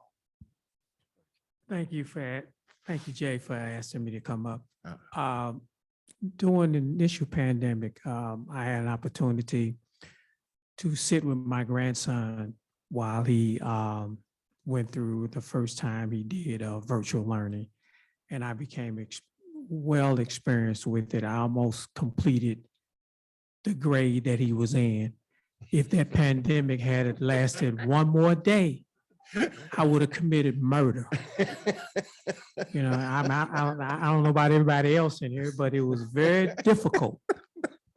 And I think I deserve a certificate, not a diploma, but at least a certificate for that grade level. But my question goes to this. Getting the broadband put in, and we strictly speaking about broadband, is that correct? We're not talking about any other type of service other than broadband. Yeah. Assume we get it in. Where do we go from there? It doesn't, you know, the responsibility doesn't end by just putting it in. So my question to the board is, what are we going to do to make sure the quality is maintained? How it's going to be monitored? And how are we going to monitor it in order to make sure that it benefits the people, the students, and the environment and the community that it's designed for? And how are we going to keep down costs? And how can we guarantee that we're going to get quality at the cost and control cost the way it should be? And now he gives me the microphone. Excellent points. And I think at least somebody here can get you a resolution to give you that certificate to commemorate your not committing murder. You raised several really good points. And one of them we're taking a look at is we've got all these federal dollars coming in for emergency funds, which are great, but the emergency sooner or later ends. But the fact that folks still don't have internet isn't going to end. When the money goes away, the problem will still be there. Is there a way for us to take federal dollars and convert them into more of a managed fund that the state can handle? I don't know the answer to that question yet, but I'm going to find out and see if there's some way to do a waiver or something along those lines. But the quality is something that goes along with the mapping issues, that goes along with the oversight, that we can do this in real time. And there are folks out there who have the technology today who measure this stuff incessantly. We have somebody in our regional planning commission, everywhere she goes, she takes along her little monitor. She's got her app on her phone and says, oh, what are you supposed to be getting here?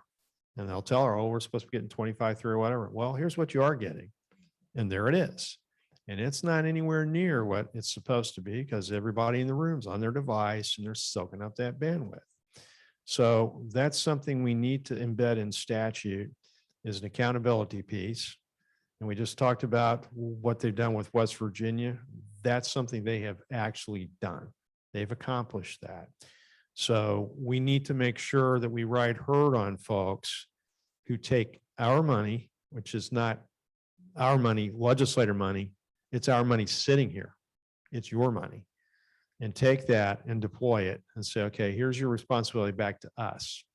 You deliver what you promised or else give us the money back. And the long-term problem, we've got some folks out there who have excess capacity. You know, you mentioned how many strands, you know, some folks out there are using 25% of what their capacity is. They've built it, there it sits. So I'm just sitting here taking some notes. How many miles of unlit fiber are there in the state of Missouri? How many different providers out there have excess capacity that we're not using? I'm going back to the 1990s when something called MoDOT actually laid in fiber all over the state of Missouri. And who's using it? MoDOT, Office of Administration. Well, that's about it. What else is going on with it? Not a whole lot. There it sits, doing nothing or perilously close to that. So as we go around the state and we hear questions like that, it makes us think. And the more we think, the better it makes us as policymakers to sit down and say, you know, we got some questions for you. We need answers. Now would be nice. And that's something that I know from speaking with everybody on our committee, we're firmly committed to that. We want to see things get better. We want to see get better now, not 5-10 years from now, today. You know, 2022, we've got this historic opportunity to get out there and get this done. And we've got to do it. So the answer is in several parts, but a lot of it goes back to accountability measures that we just don't have. And we're not regulated like a utility. It's not the Public Service Commission. It's not a landline telephone, which is, you know, heavily regulated. Well, folks have abandoned those. They're not installing them anymore. We've moved past that. The problem is, and a lot of times when folks have figured this out, anybody who's ever dealt with law, it takes 5 years for folks to figure out how to catch up to the technology. I think we're there now. We know what the technology looks like. We know what the future looks like. A pretty good picture. Now we need to basically put guardrails in place to say, okay, this far, no further. We want you to make sure that you're delivering what you say you are to folks. You've taken their money. Now give them a product back that they can be proud of, number one. Number two, that they can use in real time. And this whole thing where we dealt with it, you know, the 45% being soaked up by 2 providers, nobody saw that coming, but we know it happened. So we know the network needs to be more resilient. We know we're going to need to flip the switch and get more stuff in there, basically in that pipe, to make sure that we don't have these service outages. And something at the state level we don't talk about a lot is just how bad the computer systems are for the state of Missouri. I mean, they're horrible. Department of Revenue is run on a mainframe that was programmed, I believe, in 1978 with COBOL. The Lieutenant Governor told me here a couple of months ago, I think there are 3 people left in the state of Missouri alive who know how to service that. CMS, our backbone for Medicaid, is run on Fortran, first programmed, I believe, 1981. There was a cry that went up. Yeah, I mean, it's the Latin of computer languages. It's a dead language. That's what we run our state's computers on, the biggest computer in our state. Okay, so we as a state need to invest in ourselves, our future, take some of these federal dollars and park that into systems that actually talk to each other, that are capable of doing cloud computing. Basically flip the switch. When we went through the nightmare of folks all filing their unemployment claims at the same time, the system crashed. Why? They didn't have enough capability to do it. If it's cloud computer access, you flip a switch, you get more access, you're fine. It goes off without a hitch. So part of that is we as a state need to be walking the walk. We're not there yet. We need to be. So when people look to us for answers, a lot of what we've done over the years, we just kick the can down the road. And we've been doing that for decades. We've got to stop doing that. And that goes for everybody. And I think I'm pretty solid ground here. Everybody I've talked to gets it. You know, I passed a broadband bill out last year, had 3 no votes. Well, they voted no on everything. I didn't take it personally. As close as unanimous as you're going to get. We understand. It's just a question of how do we put the right policies and procedures in place to make sure we get to where we need to be now. So I thank you for that question. Thank you for hanging in there with your grandchild, and hopefully we never have to do this again. Thank you. Thank you, sir. All right, so we have a couple more questions. Okay, we have about 3 questions from Zoom. The first one is, what are the competitive advantages or lack thereof of satellite internet services versus other delivery? Is that a?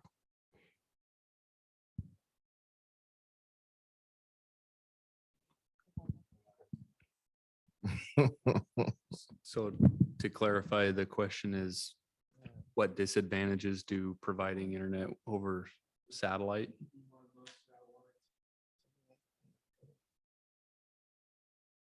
Elon Musk. Is that the question? No. It says, what are the competitive advantages or lack thereof Mm. of satellite internet service versus other delivery? I'm not a satellite expert, so I'll let some other people who have knowledge on the topic speak to this as well. But as far as transmission mediums go, there's three main categories with terrestrial based, which would be twisted pair copper, DSL, fiber. Those are all landline services. That's one main division. Another one is fixed wireless services, which Lloyd has hit on with Windstream and other providers that provide a wireless, fixed wireless access, not cellular wireless. That's its own category. And then satellite. And so one of the main disadvantages with satellite is latency. And that is the time it takes information to travel from point A to point B. And so when you're getting your service from a satellite, it's got to be beamed up from the earth first, hit the satellite, and then be beamed back down to wherever location B is. And that takes time. And it's also inherently less reliable because the signal and the data is being transmitted through the air, which is also the case with fixed wireless services. So they're going to be less reliable and are typically going to have a higher latency, which makes a big difference when you have a video feed. When you're trying to work or do school from home, there's going to be a delay in the transmission, and sometimes it can be patchy and that type of thing. And this is, I'm not a satellite expert by any means either, but this is what I've talked with folks in that particular space. A couple other problems. Number one is cybersecurity. So we all know what happened with Pipeline earlier. Oh, gee, we're going to ransom it, cryptocurrency, blah, blah, blah. This is number one. Number two is what happens when satellites get knocked out. I don't know if y'all are reading what's going on with People's Republic of China and all sorts of stuff going on militarily, but they call it gray space. And that basically all the communication satellites up there, United States has dominated that since the get-go. I mean, after Sputnik, we got it in high gear. We got everything up there. If anybody wants to blind us militarily or just from a civil communication standpoint, the satellites go bye-bye. That can be accomplished through cyber problems or also by people basically putting up debris fields to knock them out the old-fashioned way. So I don't know what kind of bucket truck it takes to fix one of those, but it's not going to be same-day service. We'll just put it that way. Yeah, and in addition to those, your comments made me also think of another huge downfall from a financial perspective is it's a perpetual maintenance on satellites when they're in space. You have to consistently be rotating them in and out of orbit, which is extremely costly versus a terrestrial based network. Once it's there, it's there. Thank you. Another question.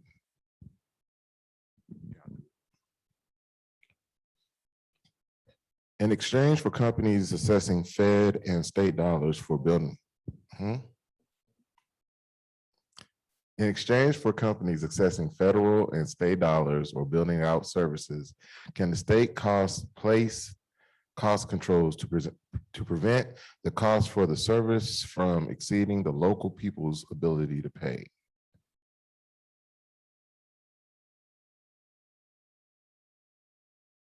Any takers? If the question is, could the state set a cost they're willing to pay? And the answer is yes. Then it would be up to providers. My gateway backup left. But sure, I mean, we would make a business decision that $30 is enough or $25 reimbursement for a certain level of service.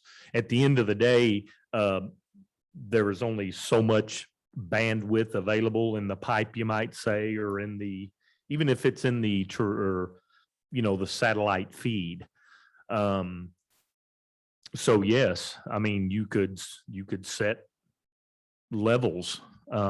Nobody likes regulation, and it takes the competitiveness the competitive nature out of it, which is inherently some of the problem you hear about. But I guess the answer is yes. If I don't know what that would be, and that doesn't seem like a very good path forward, but I hope I'm answering the question. Yeah, it's a really good question. Yeah. And I understand what folks are trying to get at. The question is how do what are the price points? Right. Yeah. Because different areas of the state are going to have different Absolutely. needs. How are you going to index that? Is it doable? Yes. The question is what is commercially viable? Number one. Number two is what is fair? Right. So, and we're going off the free and reduced lunches for the emergency folks, and as an obvious place to start looking for the index side of it. But as far as what that would look like, I do not know, and I would not venture a guess at this point what that rate card would look It like. feels like within the state of Missouri in general, that competition is close to setting at least that mark.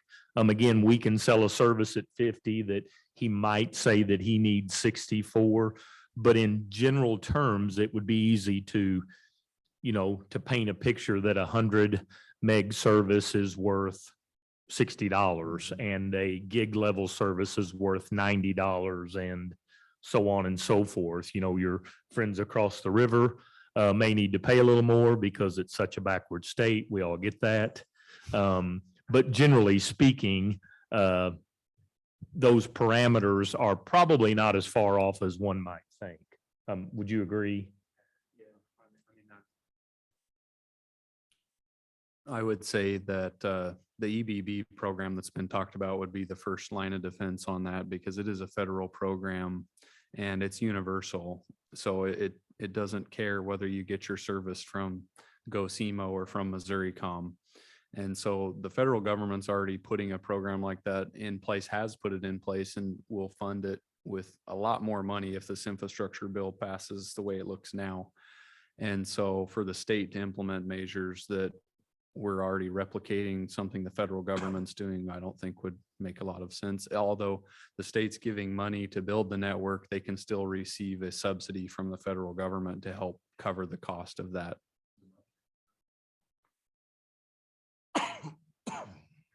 Thank you. Thank you. Another question. For companies that slow speeds, can they be required into the state to light the dark fiber to divert the overloaded capacity?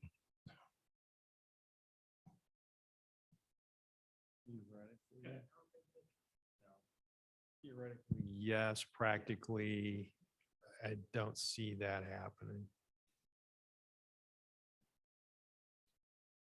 Yep.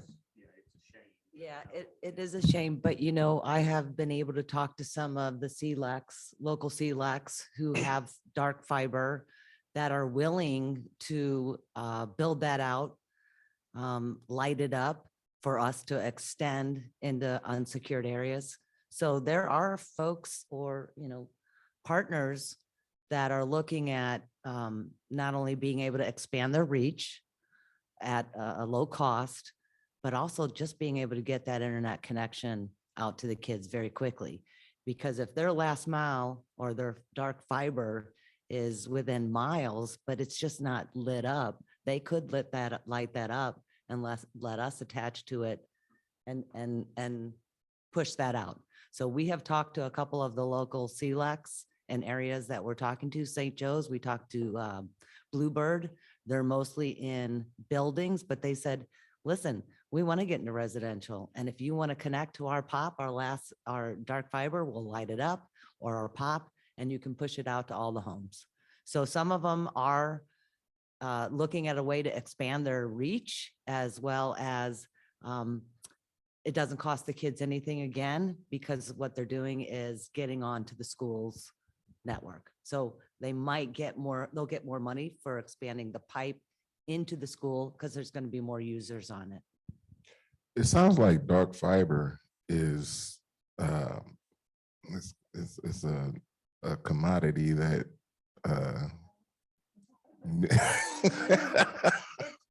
wonderful, but think about this gentleman who's got to do that last 3 miles to 220 houses. That's very expensive. And to his point, it's going to be 10, 20 years before he gets that return, especially now if they say you can only get $30 per home. That last mile, those 3 miles could be, I don't know, hundreds of thousands of dollars. The subsidy would have to be astronomical to get there. Cover the nation.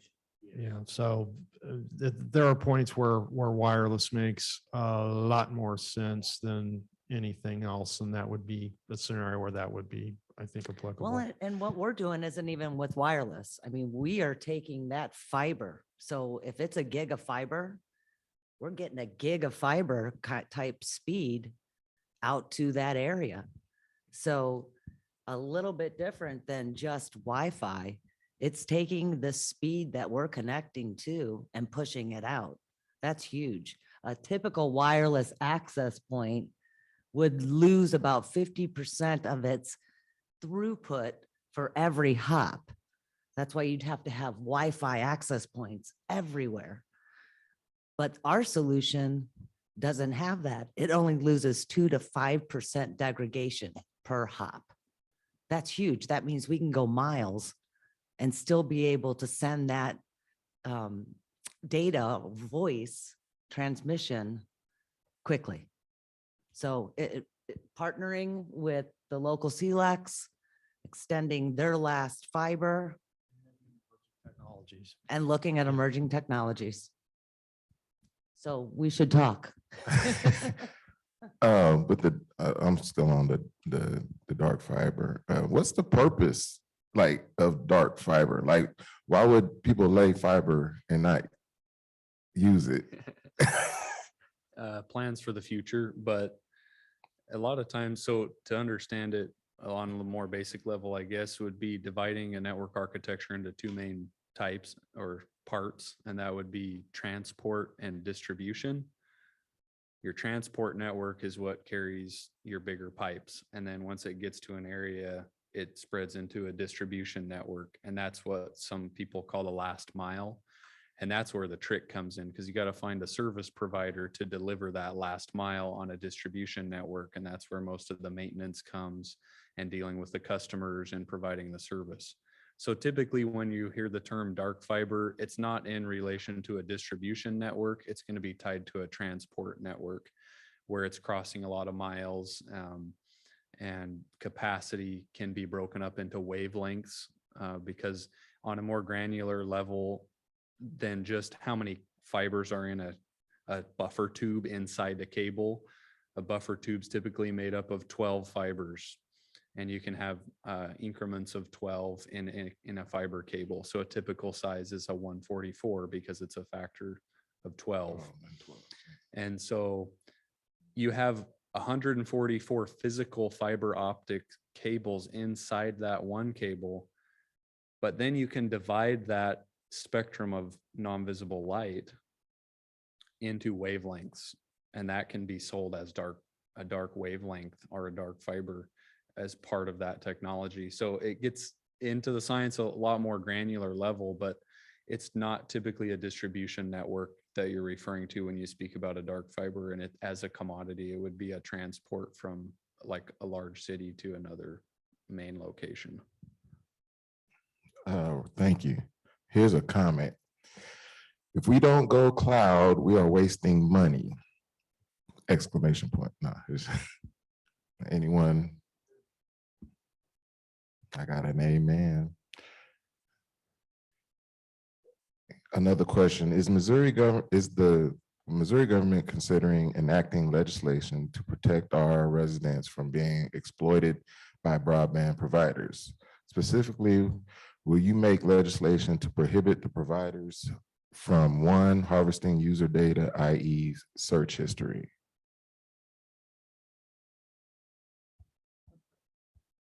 It's a part, next part to scroll over to the next part. That's on it. And 2, purposely throttling speed for financial gain, i.e. throttle Netflix unless you pay a premium. Anyone want to take a stab at that?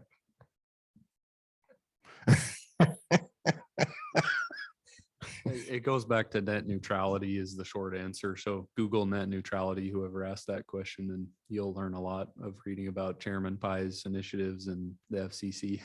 Okay. That's the short answer.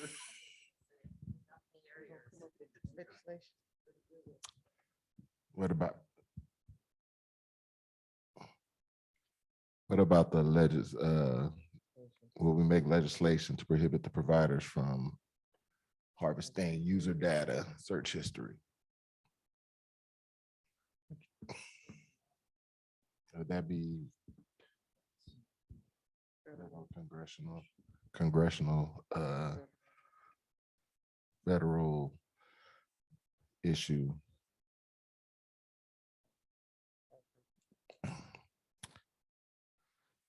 Another question, former FCC chairman. Yep, away with net neutrality specifically to allow broadband providers to do this. Many broadband providers promise not to exploit users this way. As soon as the FCC allowed it, they removed these pledges from their website the next day. That was a comment. That wasn't a question. From the same person. Yeah, yeah, basically. Congresswoman Bush, Congresswoman Wagner, Congressman Lukemeyer, Congressman Smith, Congressman Graves, Congressman Cleaver, Congressman Long, Congresswoman Hartzler. Who have I left out? I think that's the entire congressional delegation that's a little above our pay grade. Thank you. That speaks to, that's a whole net neutrality regulation. That's a DC issue. That's a DC issue. Do we have any more questions? Any more comments?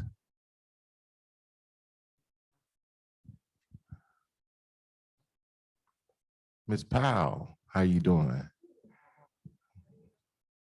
Ms. Powell Walker, do you have any questions or comments? Any issues you would like to, as being part of the school board? And thank you. And thanks for coming out. Issue. Good evening, everybody. I'm Sheila Powell Walker, and I serve on the Ferguson Florissant School Board. And I think I just want to express how grateful we are that this conversation is happening. The issues around our children having access to the internet, to be able to do homework, and to keep pace with children all across the country has been an issue that's been there for a long time, but I think that the pandemic has, really highlighted that and made it that much more clear. I don't know a whole lot about the light web, the dark and the net and all of that, but anything that is going to make things better for our kids, we are definitely in favor of. And so I think I just want to say that I'm grateful that the two of you and whoever else is responsible feels like this is an important enough issue to be bringing forward, to be having this conversation. We are appreciative. And so if there are things we can do to support your work, let us know. Thank you. Thank you. Okay. Just a quick question. Can you speak to any issues that we may be having as far as Connectivity? Yeah, connectivity and Well, I think that in the beginning, I feel like when all of this was happening, we ran into some issues with, how if you get too many people on a network, it'll crash. So I feel like at the beginning of all of this, there were some quick pivots that the district had to make. And then there were some financial investments that had to be made really quickly to make sure that everybody who needed to connect could connect. And so, what a wonderful world it would be, right, if that was already there and we didn't have to try to figure that out, because certainly we know money had to be taken away from something else to make sure that that was even a possibility. sure that pushed everything back throughout the Sure. school year. I mean, it definitely delayed learning for students, right? Not for a long time, but you know, you might have had a few days in there where there were some things that had to be done. And we don't want our kids to lose any days of learning if at all possible. Thank you. Okay, Thank you. thank you.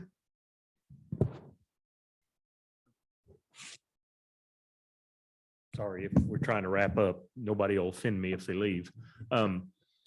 I would again encourage you, especially at the school district level, the EBB program is designed to fill that void. There is a federal program that's in place, and I'll mess it up a little bit, but the family gets $50 worth of free internet. So in our world, our 100 meg package is priced at $50. We sign the people up, we hook them up, and then we just enter them into the USAC site and we pull that payment down monthly. There is no reason that any student, home, or I can't think of a reason that wouldn't be available to each and every person in this school district, because Spectrum covers it so well. Whether that's a school district, whatever push, but it's they've literally filled that gap. It's one thing I can kind of brag on the feds for kind of getting right. And again, pricing it at that $50 level, every provider is going to have a $50 plan that they can make fit that. So that's a real tangible go-to-market thing. And I don't know Spectrum's, gosh, they've got to comply. It would be business, political suicide not to. Yeah, so it wasn't not a mandatory program. True. And so, but there's billions. When it first came out, it was a small fund and not a mandatory program. Our company personally investigated the program and decided there was too much administrative and management involved to have to adopt that at that time. And so we opted to wait a little longer to see how things played out. Now that they're putting potential billions of dollars into the infrastructure program to fund EBB, we will be pursuing joining that. And I think it will be like a business decision for most providers to join it. And then it will be available to those qualifying families that are low income or have meet the other qualifications that the federal government has outlined.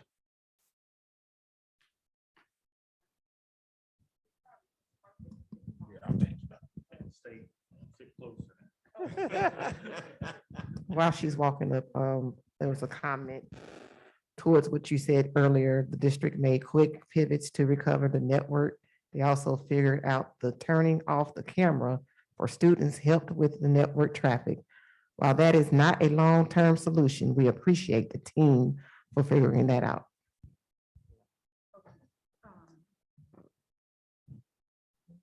I just wanted to say, and it's possible that there are people in the district that already have this information, but you mentioned something that's available to us. So if we could connect maybe today, or and you could share something with me that would allow me to access that and look into that more. I'd like to learn more about it. Okay. Little plug for Gateway that we did with Lincoln.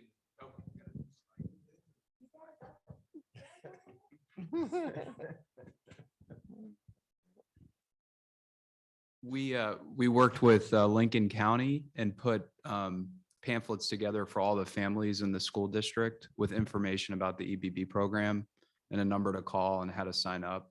And so whoever the providers are in your area, that could be an opportunity. It's obviously harder for a bigger company like Spectrum to do something like that. But if Gateway was here, we would do that.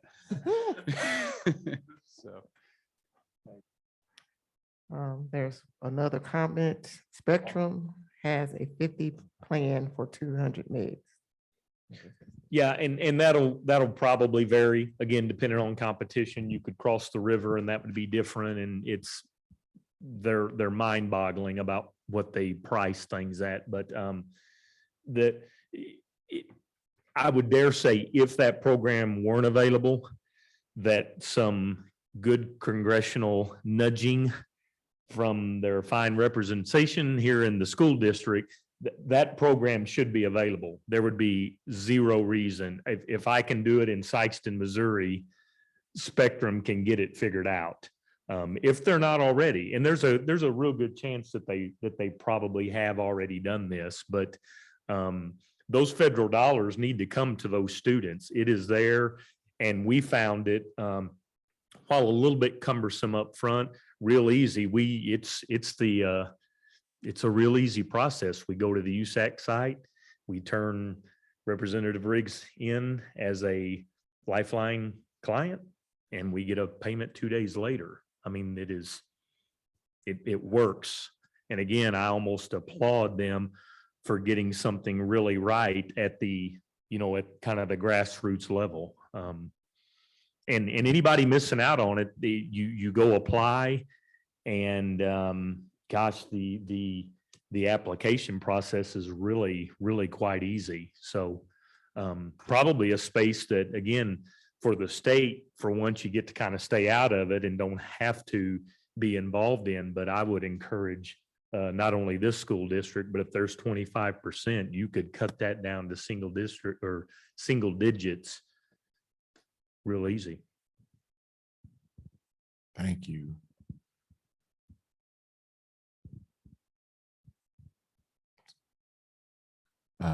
With the EBB program, that, I don't know if I missed it. That was something that has that been around for a while? Or it just came up with the COVID pandemic situation?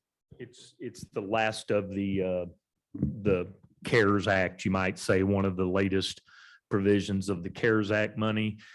And when they put that into the USAC site, Universal Services, that made it easier for the provider to basically go get their money from.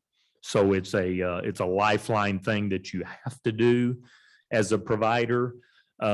Just a little bit of a pivot, do business a little bit different with those folks. Yeah. And for those that don't know, what does EBB stand for? Oh, sorry. Emergency broadband. And it really only addresses the one of the four things you brought up in the beginning, which is affordability. It doesn't really affect access or speed that much, because if the network's not there, the network's not there. EBB does you no good if there's no service in the first place. Right, fixes this school district, but not others. Excuse me. EBB, I heard you guys throw things out like you have to be able to be low income. Yeah. So is there something that you have to, when our constituents go out there and try to sign up for this EBB, are they asked to show check stubs or prove where they work? And I mean, is it? It is. It's another real good thing they did with it was streamline it. The one caveat is you can't do two products. You can't do the cell phone and the broadband. It's once you qualify as a Lifeline customer, for lack of a better word, then you are qualified into the program, and the government will pay for one service, one or the other.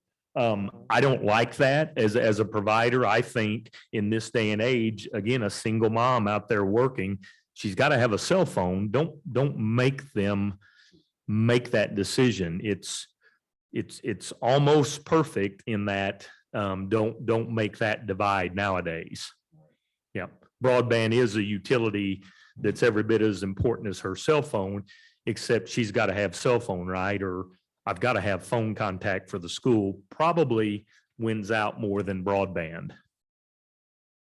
Yeah. How come we can't do them both, like a hotspot situation? I don't know. That's a Fed level question. And I don't know why they made you choose one or the other for the Lifeline qualification. And it's basically a free and reduced lunch and real easy qualification. You don't have to get involved and real layered. Our Marla at our office takes a family right through it.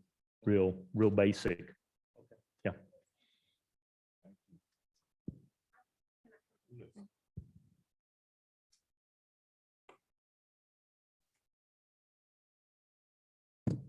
So just based on some of the things that have been said, I had a couple of follow-up questions. Do we know if EBB is something that is long-term? I know it is there as a result of the CARES Act, but is it long-term? And the other thing is, you mentioned Spectrum, and I remember that when all of this happened, because I'm a social worker in another district, Spectrum did make the service available for a short time for free, but then it went away, I guess, because at some point it probably became cost prohibitive for them.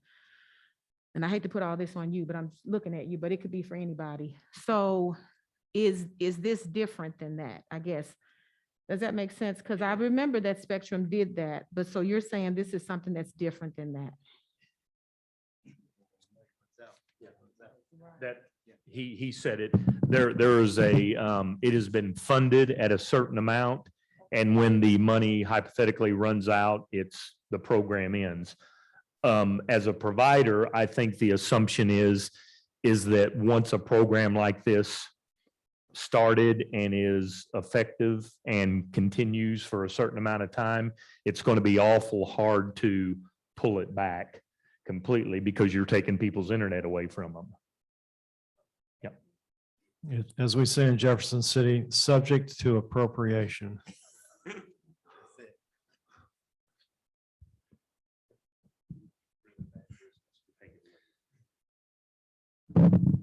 So as part of the infrastructure package that's been passed by the Senate, that's awaiting approval from the House, there's a certain amount that's allocated towards this program, and they're actually renaming it to be the Affordable Connectivity Program, if that goes through, so.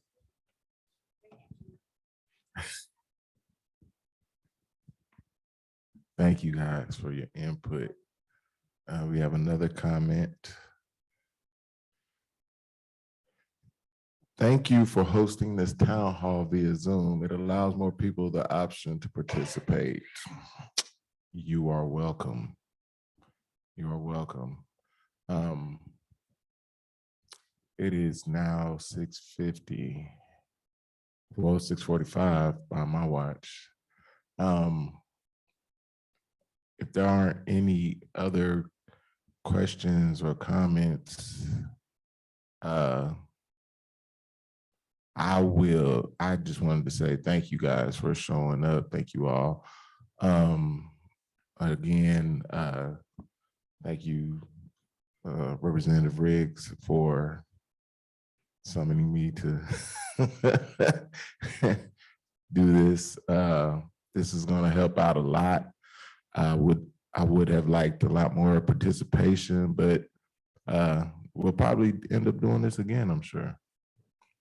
And try to get more people here, give their testimonies to the issue at hand. Again, thank you all for showing up. I guess we can cut it short. I think we did cover a lot of information. I'm looking to see how we, for this area, the senatorial district, how we can make some moves, some strides to fix a lot of our connectivity. I heard some viable information that could help us go, put us in that direction. So we will be reaching out. Oh, we have another question or comment? Question?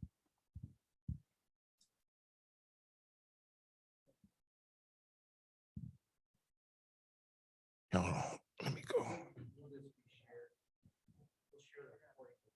Okay.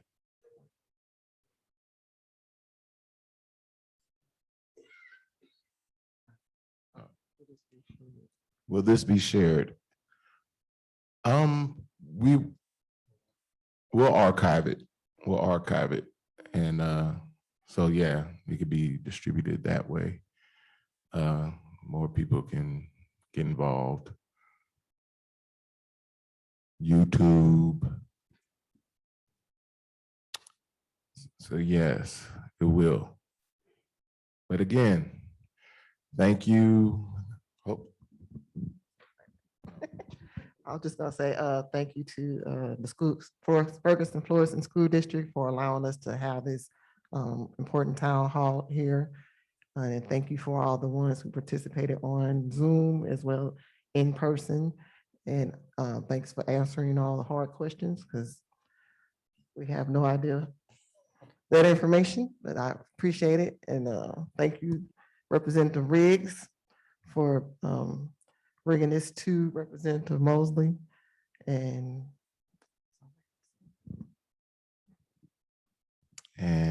if there isn't anything else, we can wrap it up. Or would you like to say anything? Thank you. And the mic has dropped. and thank you to Representative Neil Smith for coming out today as well in support. And that's all.